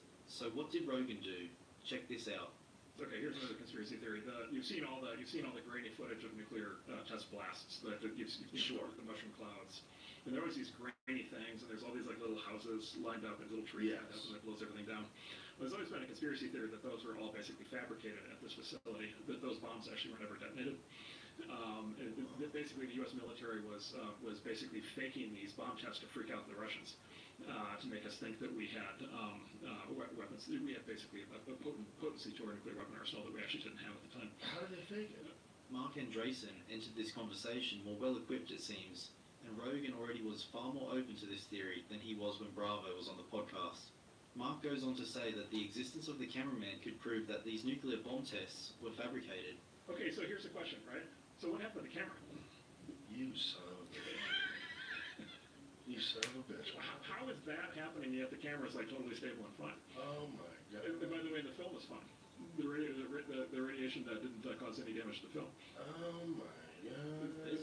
And listen to what Rogan has to say as they watch some of the test footage. That's insane. And look at the when the house blows. Look at the wood. Does that look like those are full size giant lumber beams as they go flying? Yeah. Is that a house or is that like is that a 12-inch scale model? What? Right. So like the fucking car. Anyway, I don't know. Like I have no idea. Having said that, if that was fake, it was fake to Lookout Mountain. Wow. Right, at the exact same place and time. But did they have the kind of special effects to do something like that in the 40s? Rogan even says he thinks the footage looks fake, mentioning how unbelievable it seems as he watches the footage again. Well, that does look fake. Also, the camera didn't move at all yet. You know what it looks like? Go back to that real quick. It looks like the smoke is too big. Watch when it hits. Like the volume, like the size of it, it looks small. You know what I'm saying? I mean, it looks like we're looking at something that's like a few inches tall. Yeah, this looks fake as shit. Right. The clouds just don't look realistic. Right. Like it looks like they're too big and they move too quickly back and forth. This is another one. It's like, okay, what the camera's fine. That's hilarious. Yeah, here we go. In our next clip, Joe Rogan discusses the Maui fire conspiracies and the lack of a government response to this situation. This is a conversation from episode number 2124 with Dave Attell and Ian Fiddens. I mean, it's crazy. Yeah. Oh, you mean in Maui? Yeah, Maui, yeah. Maui thing's crazy. Yeah. Maui was power lines down. Oh, that's what it was. And wasn't the response time terrible? It was non-existent. Yeah. They never had anything like that happen there. Yeah, but there was also a lot of problems. Like the people didn't want to release the water because the water is owned. Like there's water rights, and the water was going to the rich neighborhoods where the golf courses are. And so there's like trying to get the water, and then there's also like, how the fuck do you have a place that's this windy where you still have exposed power lines? Not only is the entirety of Hawaii windy, Maui specifically takes the title of the windiest island out of all the neighbouring islands. This alone makes the above-ground power lines a dangerous idea, and the fact that the water can't be redirected to the poorer neighbourhoods created a disaster. Then they discussed the conspiracy surrounding the land in Maui. Wasn't the conspiracy that they were trying to get it out of there so they could sell the land? Yes, the crazy conspiracy is the direct energy weapons conspiracy. People think, What? Bro, the real tinfoil hat dudes, they'll corner you. Like, what do you think about direct energy weapon in Maui? Was that like a heart attack gun for fires? There's apparently the government has the ability, according to the conspiracy theorists, and maybe even some real people, of having these things that they call direct energy weapons. The scariest part is that these directed energy weapons are real, though the extent of how advanced they are is debated. So it's almost like a laser beam. And I know that these are things that they're working on. I know these are things that are probably top secret because it's always been discussed. There's been studies on how to do it, and there's been papers written on it. So the conspiracy theory is that they lit those houses on fire on purpose with direct energy weapons. And if you had a blue house, with a blue ceiling, that the blue ceiling would somehow reflect against this energy weapon and stop your house from burning. No way. Oh yeah. Not only that, but they used, because Biden did some speech, and in his, old kind of senile way, he was talking about how some houses survived because they had the right roof. Even more fascinating was the lack of a response from the government, which took a long time to send assistance to the places in need. Rogan then explains why people believe that lasers were the weapon used, saying this. Okay, social media posts sharing the post typically include a video from a TikTok account that often shares clips of everyday items being burned by a handheld industrial laser in a workshop. The clip shows a laser burning yellow, red, and green fabric, while a blue swatch is unscathed, with text saying it can be programmed for different wavelengths. This is the actual clip that Joe Rogan is discussing here, where the creator allegedly manages to burn multiple objects, except for one coated in blue. Finally, Joe goes back to the real weird part, and that's the lack of rebuilding and assistance from the government. He explains that many of these people weren't even allowed access to their insurance, and why this was so weird. Here's the real conspiracy about the fires. They haven't done any rebuilding. Those people, they weren't allowed to have insurance inspectors go in there. I don't know if they can now. That people still have to pay their mortgage on those things. Oh, gee. And the thing is, it's like, if you're getting to this point where you don't have anything, and you can't rebuild your house, and you're fucked, and then they come along and offer you a payment or something, or you get foreclosed on because you haven't paid your mortgage, and then the banks own it, and then whoever the fuck is the developer owns it, and then whatever they want to do for the better good of Maui, they build there, and then these people lose everything. Next up, Joe Rogan and Graham Hancock discuss the ancient pyramids in China that have not been excavated yet, and the insane scale of the Terracotta Army. This is a conversation from episode 872 with Graham Hancock and Randall Carlson. There's some pyramid-like structures or hills in China as well, right? There's thousands of pyramids in China. Xi'an, the province of Xi'an, is just the moment you land there from your aircraft, you're seeing pyramids everywhere. I've been here. There are certainly hundreds and hundreds of them, distributed across fields, vanishing off into the distance in all directions. They've been terraced and used as agriculture. The local farmers grow crops on them. Check this picture out showing one of the lost Chinese pyramids. Notice anything strange, like how it looks more like a hill? Hancock goes on to say that Chinese archaeologists haven't excavated a single pyramid and explains why. But they said then they didn't have the money. They said we're an old country. We don't mind if we wait 200 years to get to grips with this. Jesus Christ. Yeah. And the famous tomb of the first emperor is part of this pattern. It is also a pyramid. It has also not been excavated. The terracotta army around it has been found. The terracotta army is amazing. Oh, yeah. This is the Terracotta Army, countless of terracotta soldiers built to protect an ancient tomb. These no doubt took ages to build, and Rogan goes on to ask Hancock for some details about why the army was actually created. Now, these pyramids, so this one that this emperor was buried in that had the terracotta army, was that a pyramid as well? It is a pyramid. It is. Absolutely. It's a man-made pyramid. The terracotta army was buried around its edges, not in the pyramid itself. So the army was there to protect him? Yeah, to protect his soul into the afterlife seems to have been the idea. And then there's a mythology that's come down that within the pyramid is a lake of mercury, that there are mechanical devices in there which will fire arrows at you if you go in. That there's a whole story about how intensely protected it is, and up to this day it's not been excavated. That's so crazy. How could someone leave that alone? Hancock is spot on here. To this day, the central tomb of the pyramid hasn't been excavated, largely due to high concentrations of mercury in the area, which the ancient Chinese used to protect their tomb. Rogan and Hancock then discuss exactly how the pyramid was built, constructed using rammed earth. Yeah, there's thousands of these terracotta figures. Absolutely. And this pyramid was made out of what? Was it stone? Rammed earth, mainly. Okay. So they just sort of shaped the ground. They just dug around it. Yeah, they brought in earth and turned it into a pyramidal mound. But it wasn't. It's not just. It's not stacked massive on stone top. blocks. It's not massive stone. That's why they can grow crops on the sides of some of these pyramids. Wow, how weird. Yeah. So they would build these giant mounds of dirt and then dig holes in them and support them. And, Well, they probably created the interior, subterranean as they were building the whole thing over it. And they just stacked dirt on top of it. Yeah. Wow, what a weird way to make a house. Take a look at this example of how rammed earth is created. While it might not be as impressive as the feat of engineering required to build the pyramids in Egypt, this still required immense planning, knowledge, and time. Those Chinese pyramids are still blowing my mind. They blow my mind as well. I can't believe they haven't been excavated. It's an eerie, spooky scene. I recommend anybody to go to see it.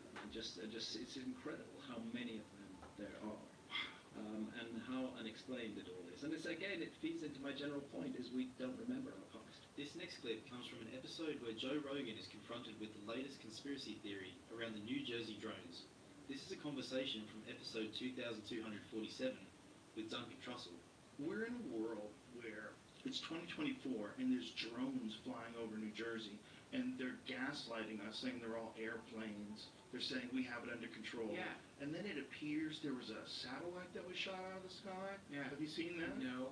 No, you haven't seen that? I missed it So somehow. this is the big conspiracy. And again, I have done no research, so do not believe me, ladies and gentlemen. Most people are familiar with the drone sightings over New Jersey and the entire East Coast, but these drones and their source is a continued mystery. And this is where the conspiracy Rogan explores comes into play.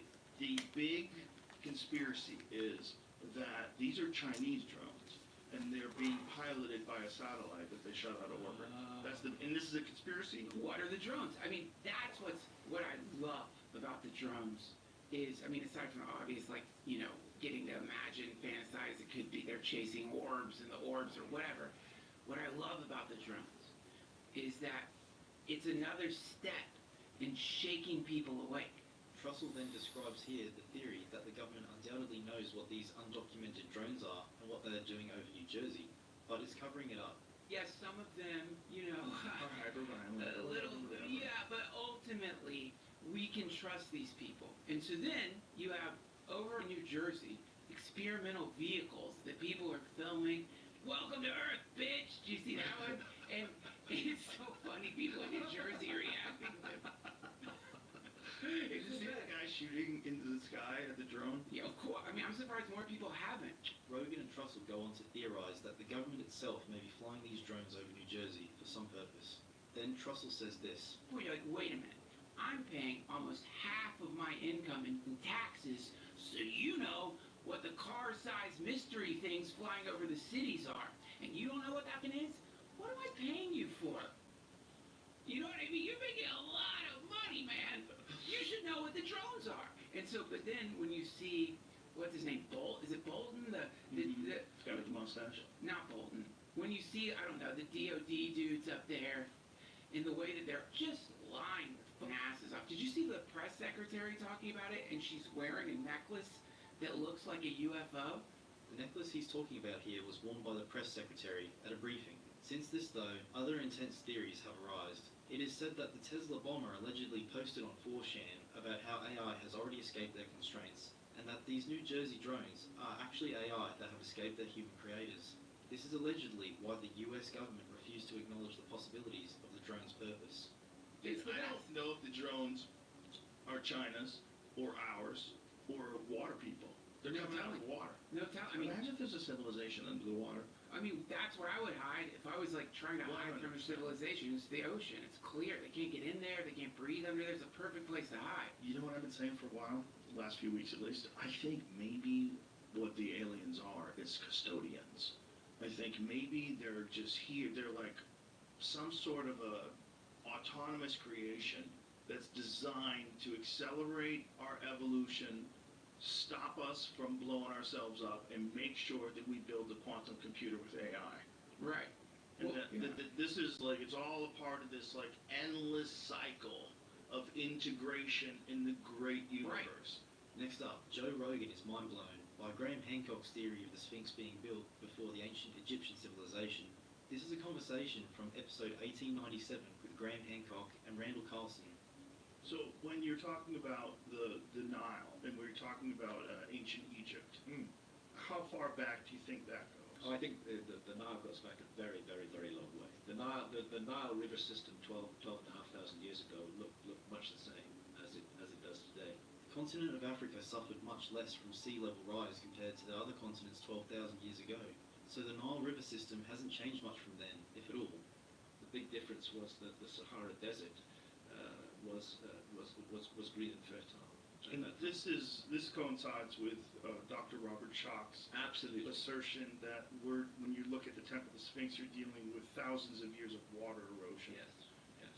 And the last time there was water like that in the Nile Valley was when? It's here Joe Rogan asks when and how the Nile Valley could have seen such large rainfall to cause water erosion. Hancock mentions the Younger Dryas. The last time you had the water erosion like that in the Nile Valley was precisely during the Younger Dryas. The Younger Dryas was a period of extremely heavy rains in Africa, and it's rainfall, it's erosion caused by heavy rains that is the enigma on the Great Sphinx. We're not saying that there was a flood came over the Great Sphinx. What Robert Schoch is saying, and what his evidence clearly demonstrates, is that we're looking at what's called precipitation-induced weathering. Take a look at these images of the Sphinx. Here you can see the water erosion Hancock proposes. Hancock explores evidence that this weathering from rainfall must have occurred over the span of 1,000 years, which only could be possible during the Younger Dryas period 12,000 years ago, questioning whether the Sphinx is 4,500 years old, as most historians believe. Weathering that was caused by exposure to about 1,000 years of extremely heavy rainfall. And Dr. Robert Schoch puts that 1,000 years precisely in the Younger Dryas period. That's the last time that rains of that magnitude fell on Egypt, and it's why we cannot sensibly accept the insistence of Egyptologists that the Sphinx is just 4,500 years old. By all means, yes, 2,500 BC, the ancient Egyptians were there, but I believe they found the Sphinx already created and already heavily eroded, and that they then recarved its head into the head of a pharaoh.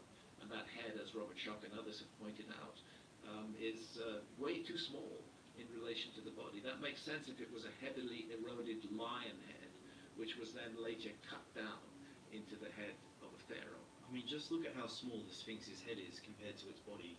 So sure, we can all accept that the ancient Egyptians carved a pharaoh's head into the lion statue at one point in time, but Graham is suggesting the water erosion proves that the ancient Egyptians stumbled across and found the Sphinx altogether. What do you think? The geology speaks to the original Sphinx being more than 12,000 years old. John Anthony West was the first person to suggest that there should be a huge question mark over the Sphinx, that the erosion patterns on the Sphinx suggest it was much older than Egyptologists said, and maybe 12,000 years old. And at that time, the response of Egyptology was, oh, rubbish. The Sphinx can't possibly be 12,000 years old because there's no other megalithic monument anywhere in the world that's anywhere like 12,000 years old. Well, that got blown out of the water completely, forever, by the discovery of Göbekli Tepe in Turkey, which isn't even that far from Egypt. The Göbekli Tepe is an ancient archaeological site discovered in 1994 and dates back over 11,000 years. The site consists of large stone pillars arranged in circles. Its discovery has changed how we understand early human civilization, suggesting that complex social and religious practices existed long before the rise of agriculture. Göbekli Tepe, 11,600 years old, a giant megalithic site. My goodness, if you could make Göbekli Tepe, you can make the Sphinx. It adds hugely to the credibility of Robert Schoch's argument. And I want to pay tribute to Robert Schoch, because there's a mainstream academic who's been willing to stick his neck out. Despite taking all sorts of slings and arrows from his colleagues, he sticks with the data. And what the data says, regardless of what Egyptologists say, is that the Sphinx is 12,000 plus years old. There you have it. Graham Hancock isn't just making a suggestion. He is absolutely convinced that this is a more credible theory than what 99% of historians believe. He believes it himself as a fact. While Joe appreciates the intricacies of the theory, Hancock delves much deeper and explores the specific evidence for us to truly understand why he believes this concept. You see it most clearly in the trench surrounding the Sphinx. You see it there. Right. Those deep vertical fissures are classic precipitation-induced weathering, classic weathering produced by rainfall pouring over the edge of that. You don't see it so much on the body of the Sphinx for a very specific reason, that the body of the Sphinx has been repeatedly restored. Some of those blocks that we're looking at there were actually put in place during the Old Kingdom, when the Sphinx is supposed to have been made from view. What were they doing restoring the Sphinx 4,500 years ago if they'd just built it?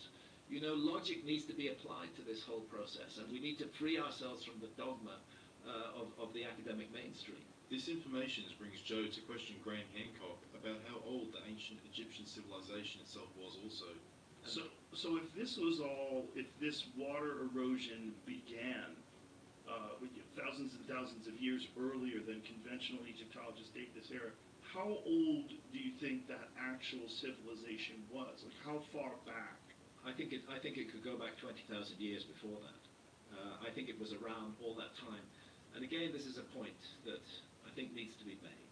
Archaeologists will tell you that the entire population of the Earth were hunter-gatherers during the Ice Age, say 20,000 years ago, at the peak of the last Ice Age. Everybody was hunter-gatherers, according to archaeologists. But we today live in a world where an advanced civilization, our own, if we dare call ourselves advanced, and in some ways I think we're not advanced at all, coexists with hunter-gatherers. What Graham is referring to here are the uncontacted hunter-gatherer tribes found in the Amazon rainforest. This is a topic explored regularly on the podcast because it's just so fascinating, but Graham finds a way to interlink it with his theories. Some of them don't even know we exist. They've been spotted from aerial surveys. The notion that different types of civilization can coexist on the same planet shouldn't be surprising to us, because we do it. And that's what I'm suggesting was the case back then. But a civilization very different from our own. They certainly had technology. Next up, Joe Rogan learns about Operation High Jump and the Nazis' involvement in the government. This is a conversation from episode 1852 with, again, Sam Tripoli. It all starts with Sam talking about the father of Professor Klaus Schwab. For context, Klaus Schwab is the founder of the World Economic Forum. Yeah, have you ever looked into Klaus Schwab's, dad? No. Have you ever heard of New Schwabenland? New Schwabenland? You never heard of New Schwabenland? No. Have you ever heard of Operation High Jump? I knew I was going to love this podcast. No. Dude, Operation High Jump. What does that mean? Operation High Jump was established by Admiral Richard E. Byrd, one of the most infamous sources of conspiracy theories involving the government. This man was the source of many theories involving aliens and even Antarctica, and Tripoli explains how. So the U.S. government's like, something's going on with Antarctica, there's some activity up there, we want to find out what's going on. So they send this cat named Admiral Byrd up to investigate with a giant fleet, just a fleet to go bang, bro, you know? When was this? Either around World War II or right after it. Tripoli is close here. The first Byrd expedition was between 1928 and 1930, but another one took place a little while afterward. Still, these expeditions were one of the weirdest examples of the government funding a discovery that it later decided to cover up. He basically met with UFOs, Nazi UFOs. What? Yes. Nazi UFOs? The Nazis had a flying saucer. had made a deal, basically, working with You've never heard this? No. It's the greatest story ever, bro. It's the greatest So the story. Nazis made a deal with the aliens? Yes. Holy For shit. technology, the deal was they were going to work together, okay? I know it sounds crazy. Check out this, which catalogues some of the old resources Byrd and supposedly connects Byrd to his lost diary, which is claimed to contain references to these Nazis and even the alien UFO technology they employed. But things get weirder, because Byrd's missing diary had plenty of other crazy things in it, according to Tripoli. So basically, the aliens go down, and Klaus Schwab's dad go down and meet with Eisenhower. It's gonna be like we could either do it one way or the other way. We can do it nice or we can do it the wrong way. And that's where they say Eisenhower made a deal with these aliens that they could kidnap people and do experiments, but they couldn't just do it anywhere. They had specific places, which were our national forests, Another theory that ties into this is that the aliens have something to do with America's cave system network. Check out this map that shows a heat map of missing people, contrasted with a network of America's cave systems. Strange, right? Well, listen to what Tripoli says next. Which is all these people have mysteriously disappeared in force, and they don't know You're not how. talking about the missing 411 like information. No. So missing 411 is the number of people that have been abducted? Yeah, and it's all really weird because they all have like a lot of similar characteristics. German-born, like German background, highly intelligent. But remember the connection to Klaus Schwab's father? It all goes back to that. Listen to this. So the area of Antarctica they went to was New Schwabenland. New Schwabenland. Do you think that's why he dresses with the space 100%. Yeah. So they're all in contact with the aliens. I think, well, dude, I mean, it gets into, a lot of people think it's about power and money. What do you think about? It's spiritual war, dude. These people got all the money and all the power. They got more than they could ever want. I think they want complete control. But is that the real reason this is happening? Rogan and Tripoli discuss the real reason this world order might want complete control, and Sam says this. I think it's done purposely. I think They're evil. I think they're at there's low frequency stuff going on, and they've made deals with people and things, and that's why things going on. Up next, Joe Rogan and Eddie Huang discuss ancient Sumerian depictions, which shows Sumerian reliefs depicting amazingly accurate solar system models and the creation of mankind theories. This is a conversation from episode 787 with Eddie Huang.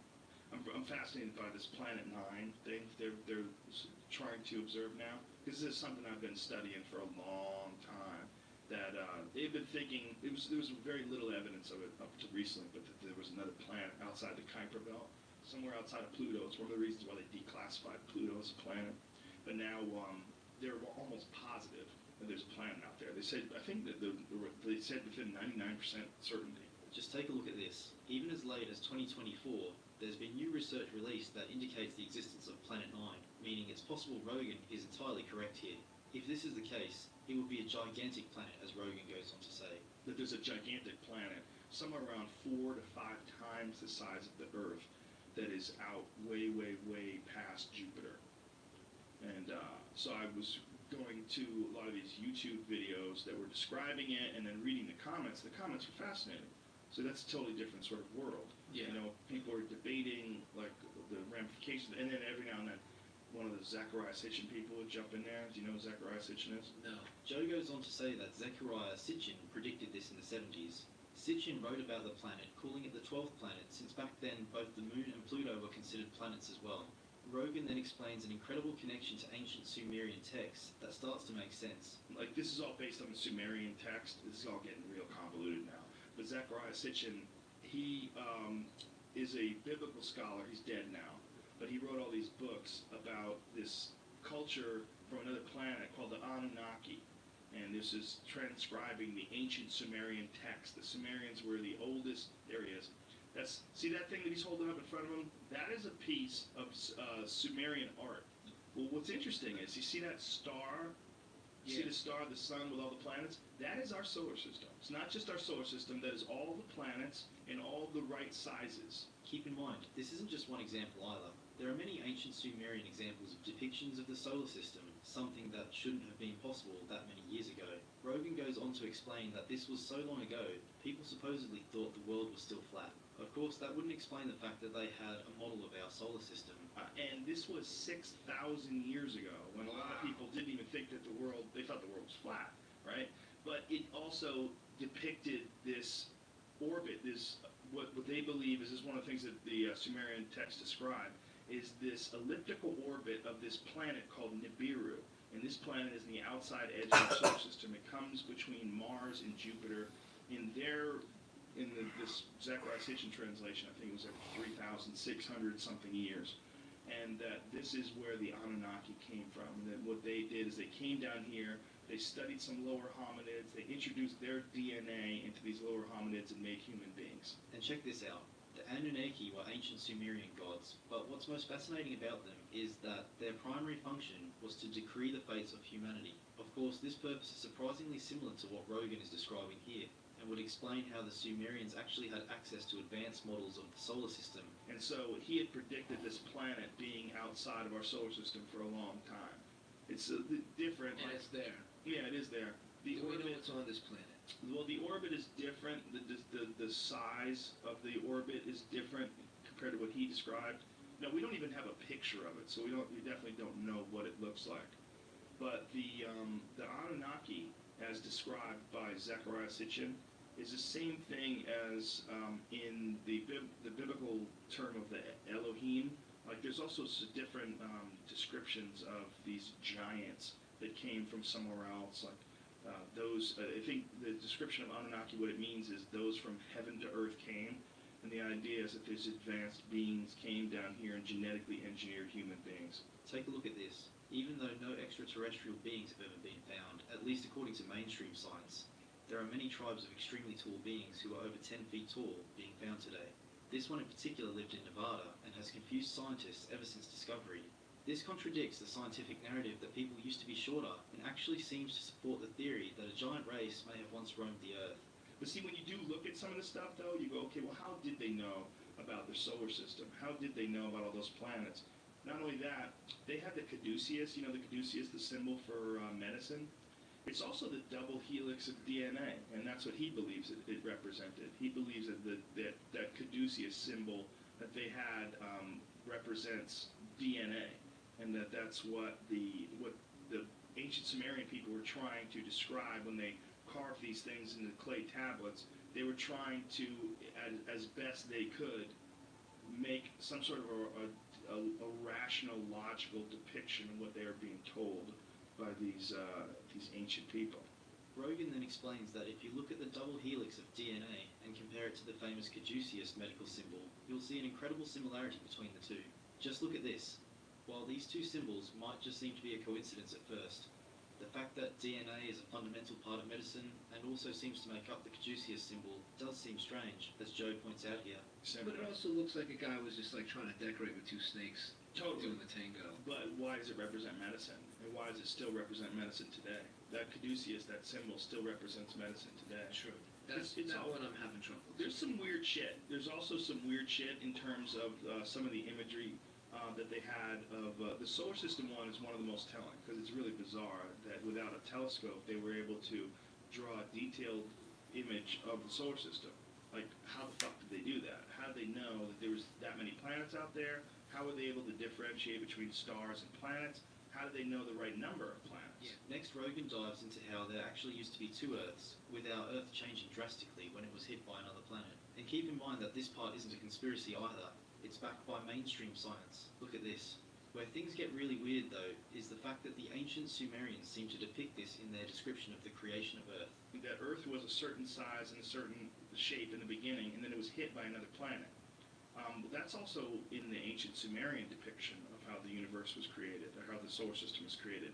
There's a planet called Marduk and Tiamat, and Tiamat collided with Marduk or something like that. I forget exactly but essentially it's Earth 1 and Earth 2. It's the same model that actual astrologers or astronomers use today when they're describing the Earth. Rogan then admits that while these ideas are controversial, he doesn't believe scientists have been able to explain away why the Sumerians had depictions of the solar system, of giants, and even of DNA. He then says this. I know we would do it, I'll tell you that, for fuck sure. Right? If we found another planet there was a bunch of dumb monkeys on, we did a detailed audit of the planet and found no higher animals, nothing that had a computer. We would drop our seeds. Fuck yeah. I mean, we're probably already looking for those places. Well, yeah, for sure. Dudes. At the very least, someone would fuck one of those things. Like Avatar, right? Maybe we should hope that's not what happened, but as Joe mentions, it's a distinct possibility. Either way, Rogan actually manages to get Eddie Hoying to come around to the idea that there just might be a ninth planet, especially after he says this. The knowledge of the solar system is one of the most disturbing things. Because you're talking about 6,000 years ago. Like, how did they know about all those planets? How did they know that they were, they knew the right orbit. You know, they knew that Jupiter was far larger than Mars. They had Mars smaller than Earth. They had all the orbits correct. It was really strange stuff. Yeah, It's too good to be a coincidence, but then I'm like, I don't know if I believe the whole shebang. Yeah. You know. In this next clip, spacesuit Joe Rogan dives into the history of Bohemian Grove and the political elites who run our country. This is a conversation with Duncan Trussell in episode 1530. It all starts when Joe Rogan begins praising Alex Jones and then says this. So he's also the one who told me about Bohemian Grove. Well, I actually watched it. I think this tape was actually made before I met him. So he went and snuck in to this place where like former presidents go. There's a photograph of it's Ronald Reagan with Herbert Walker Bush and a couple other people all standing around. And it's like these are the people that used to hang out at this place, and they would put on robes and they would worship an owl god, and they would burn an effigy. And they're playing, and Alex snuck in and made video footage of this shit. It sounds crazy, but look at this. Not only is this document published on the CIA's official website, but it actually showcases that these Bohemian Grove elites will go to town, solicit prostitutes, and participate in other vulgar activities. And the craziest part is that this is everything that's publicly available, but things get weirder. Listen to what Rogan says next. And they're dressed like druids. Yes. And some guy brings over something that it's an effigy that's supposed to be a body, a wrapped up effigy. It's a bunch of sticks in a blanket, but it's like shaped like a body. Yeah. And then they drop it on the fire, and they're all worshiping an owl god. Why is that bad? When Trussell asks why that's bad and dismisses Alex Jones's research, Joe Rogan hits back, saying that some of his theories are absolutely real, even referencing the famous gay frog theory that Alex Jones went viral for. Alex Jones is like, Some of the stuff is real. Take what's real and throw out the rest. There's a good chunk of it that's real. Like, I remember he was telling me that the government's using chemicals to turn frogs gay. I was like, what? What are you talking about? He goes, yes, it was pesticides. They're turning frogs gay. And I'm like, that can't be real. No, there really is. Is that true? Yes, there's pesticides that change frogs' genders. Of course, the conversation wraps back around to Bohemian Grove and the celebrities and politicians there. When Trussell jokingly says he wants to join Bohemian Grove if they'll let him though, Rogan hits back with the video itself. Have you seen the video? Bohemian Grove? Have you seen it? The ritual in front of the owl god. You've seen it? Yeah. Joe then pulls up the speech itself. Listen.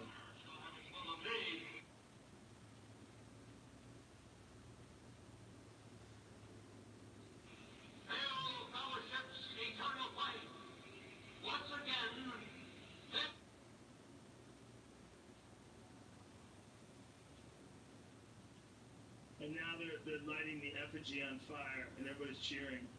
And even though there's no proof that they did anything evil or illegal at Bohemian Grove, Rogan admits he still thinks it's weird. When you see something like that, you go, well, maybe it's like fun that they do it, that nobody knows they do it. You know what I'm saying? Yeah. Like maybe it's like one of those rituals where you get together, your dad thinks it's hilarious, and you both put your hoods on, you go out there and you burn the owl, or you burn the sticks in front of the owl.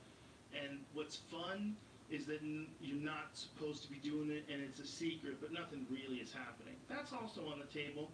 Yeah. It's possible, but it's weird, man. That was weird. This next clip, Rogan discusses the Clintons and Diddy parties in a humorous segment. This is a conversation from episode 2227 with Adrian Iapolucci. Do you think P. Diddy is in prison waiting for the Clintons to just kill him? Do you think?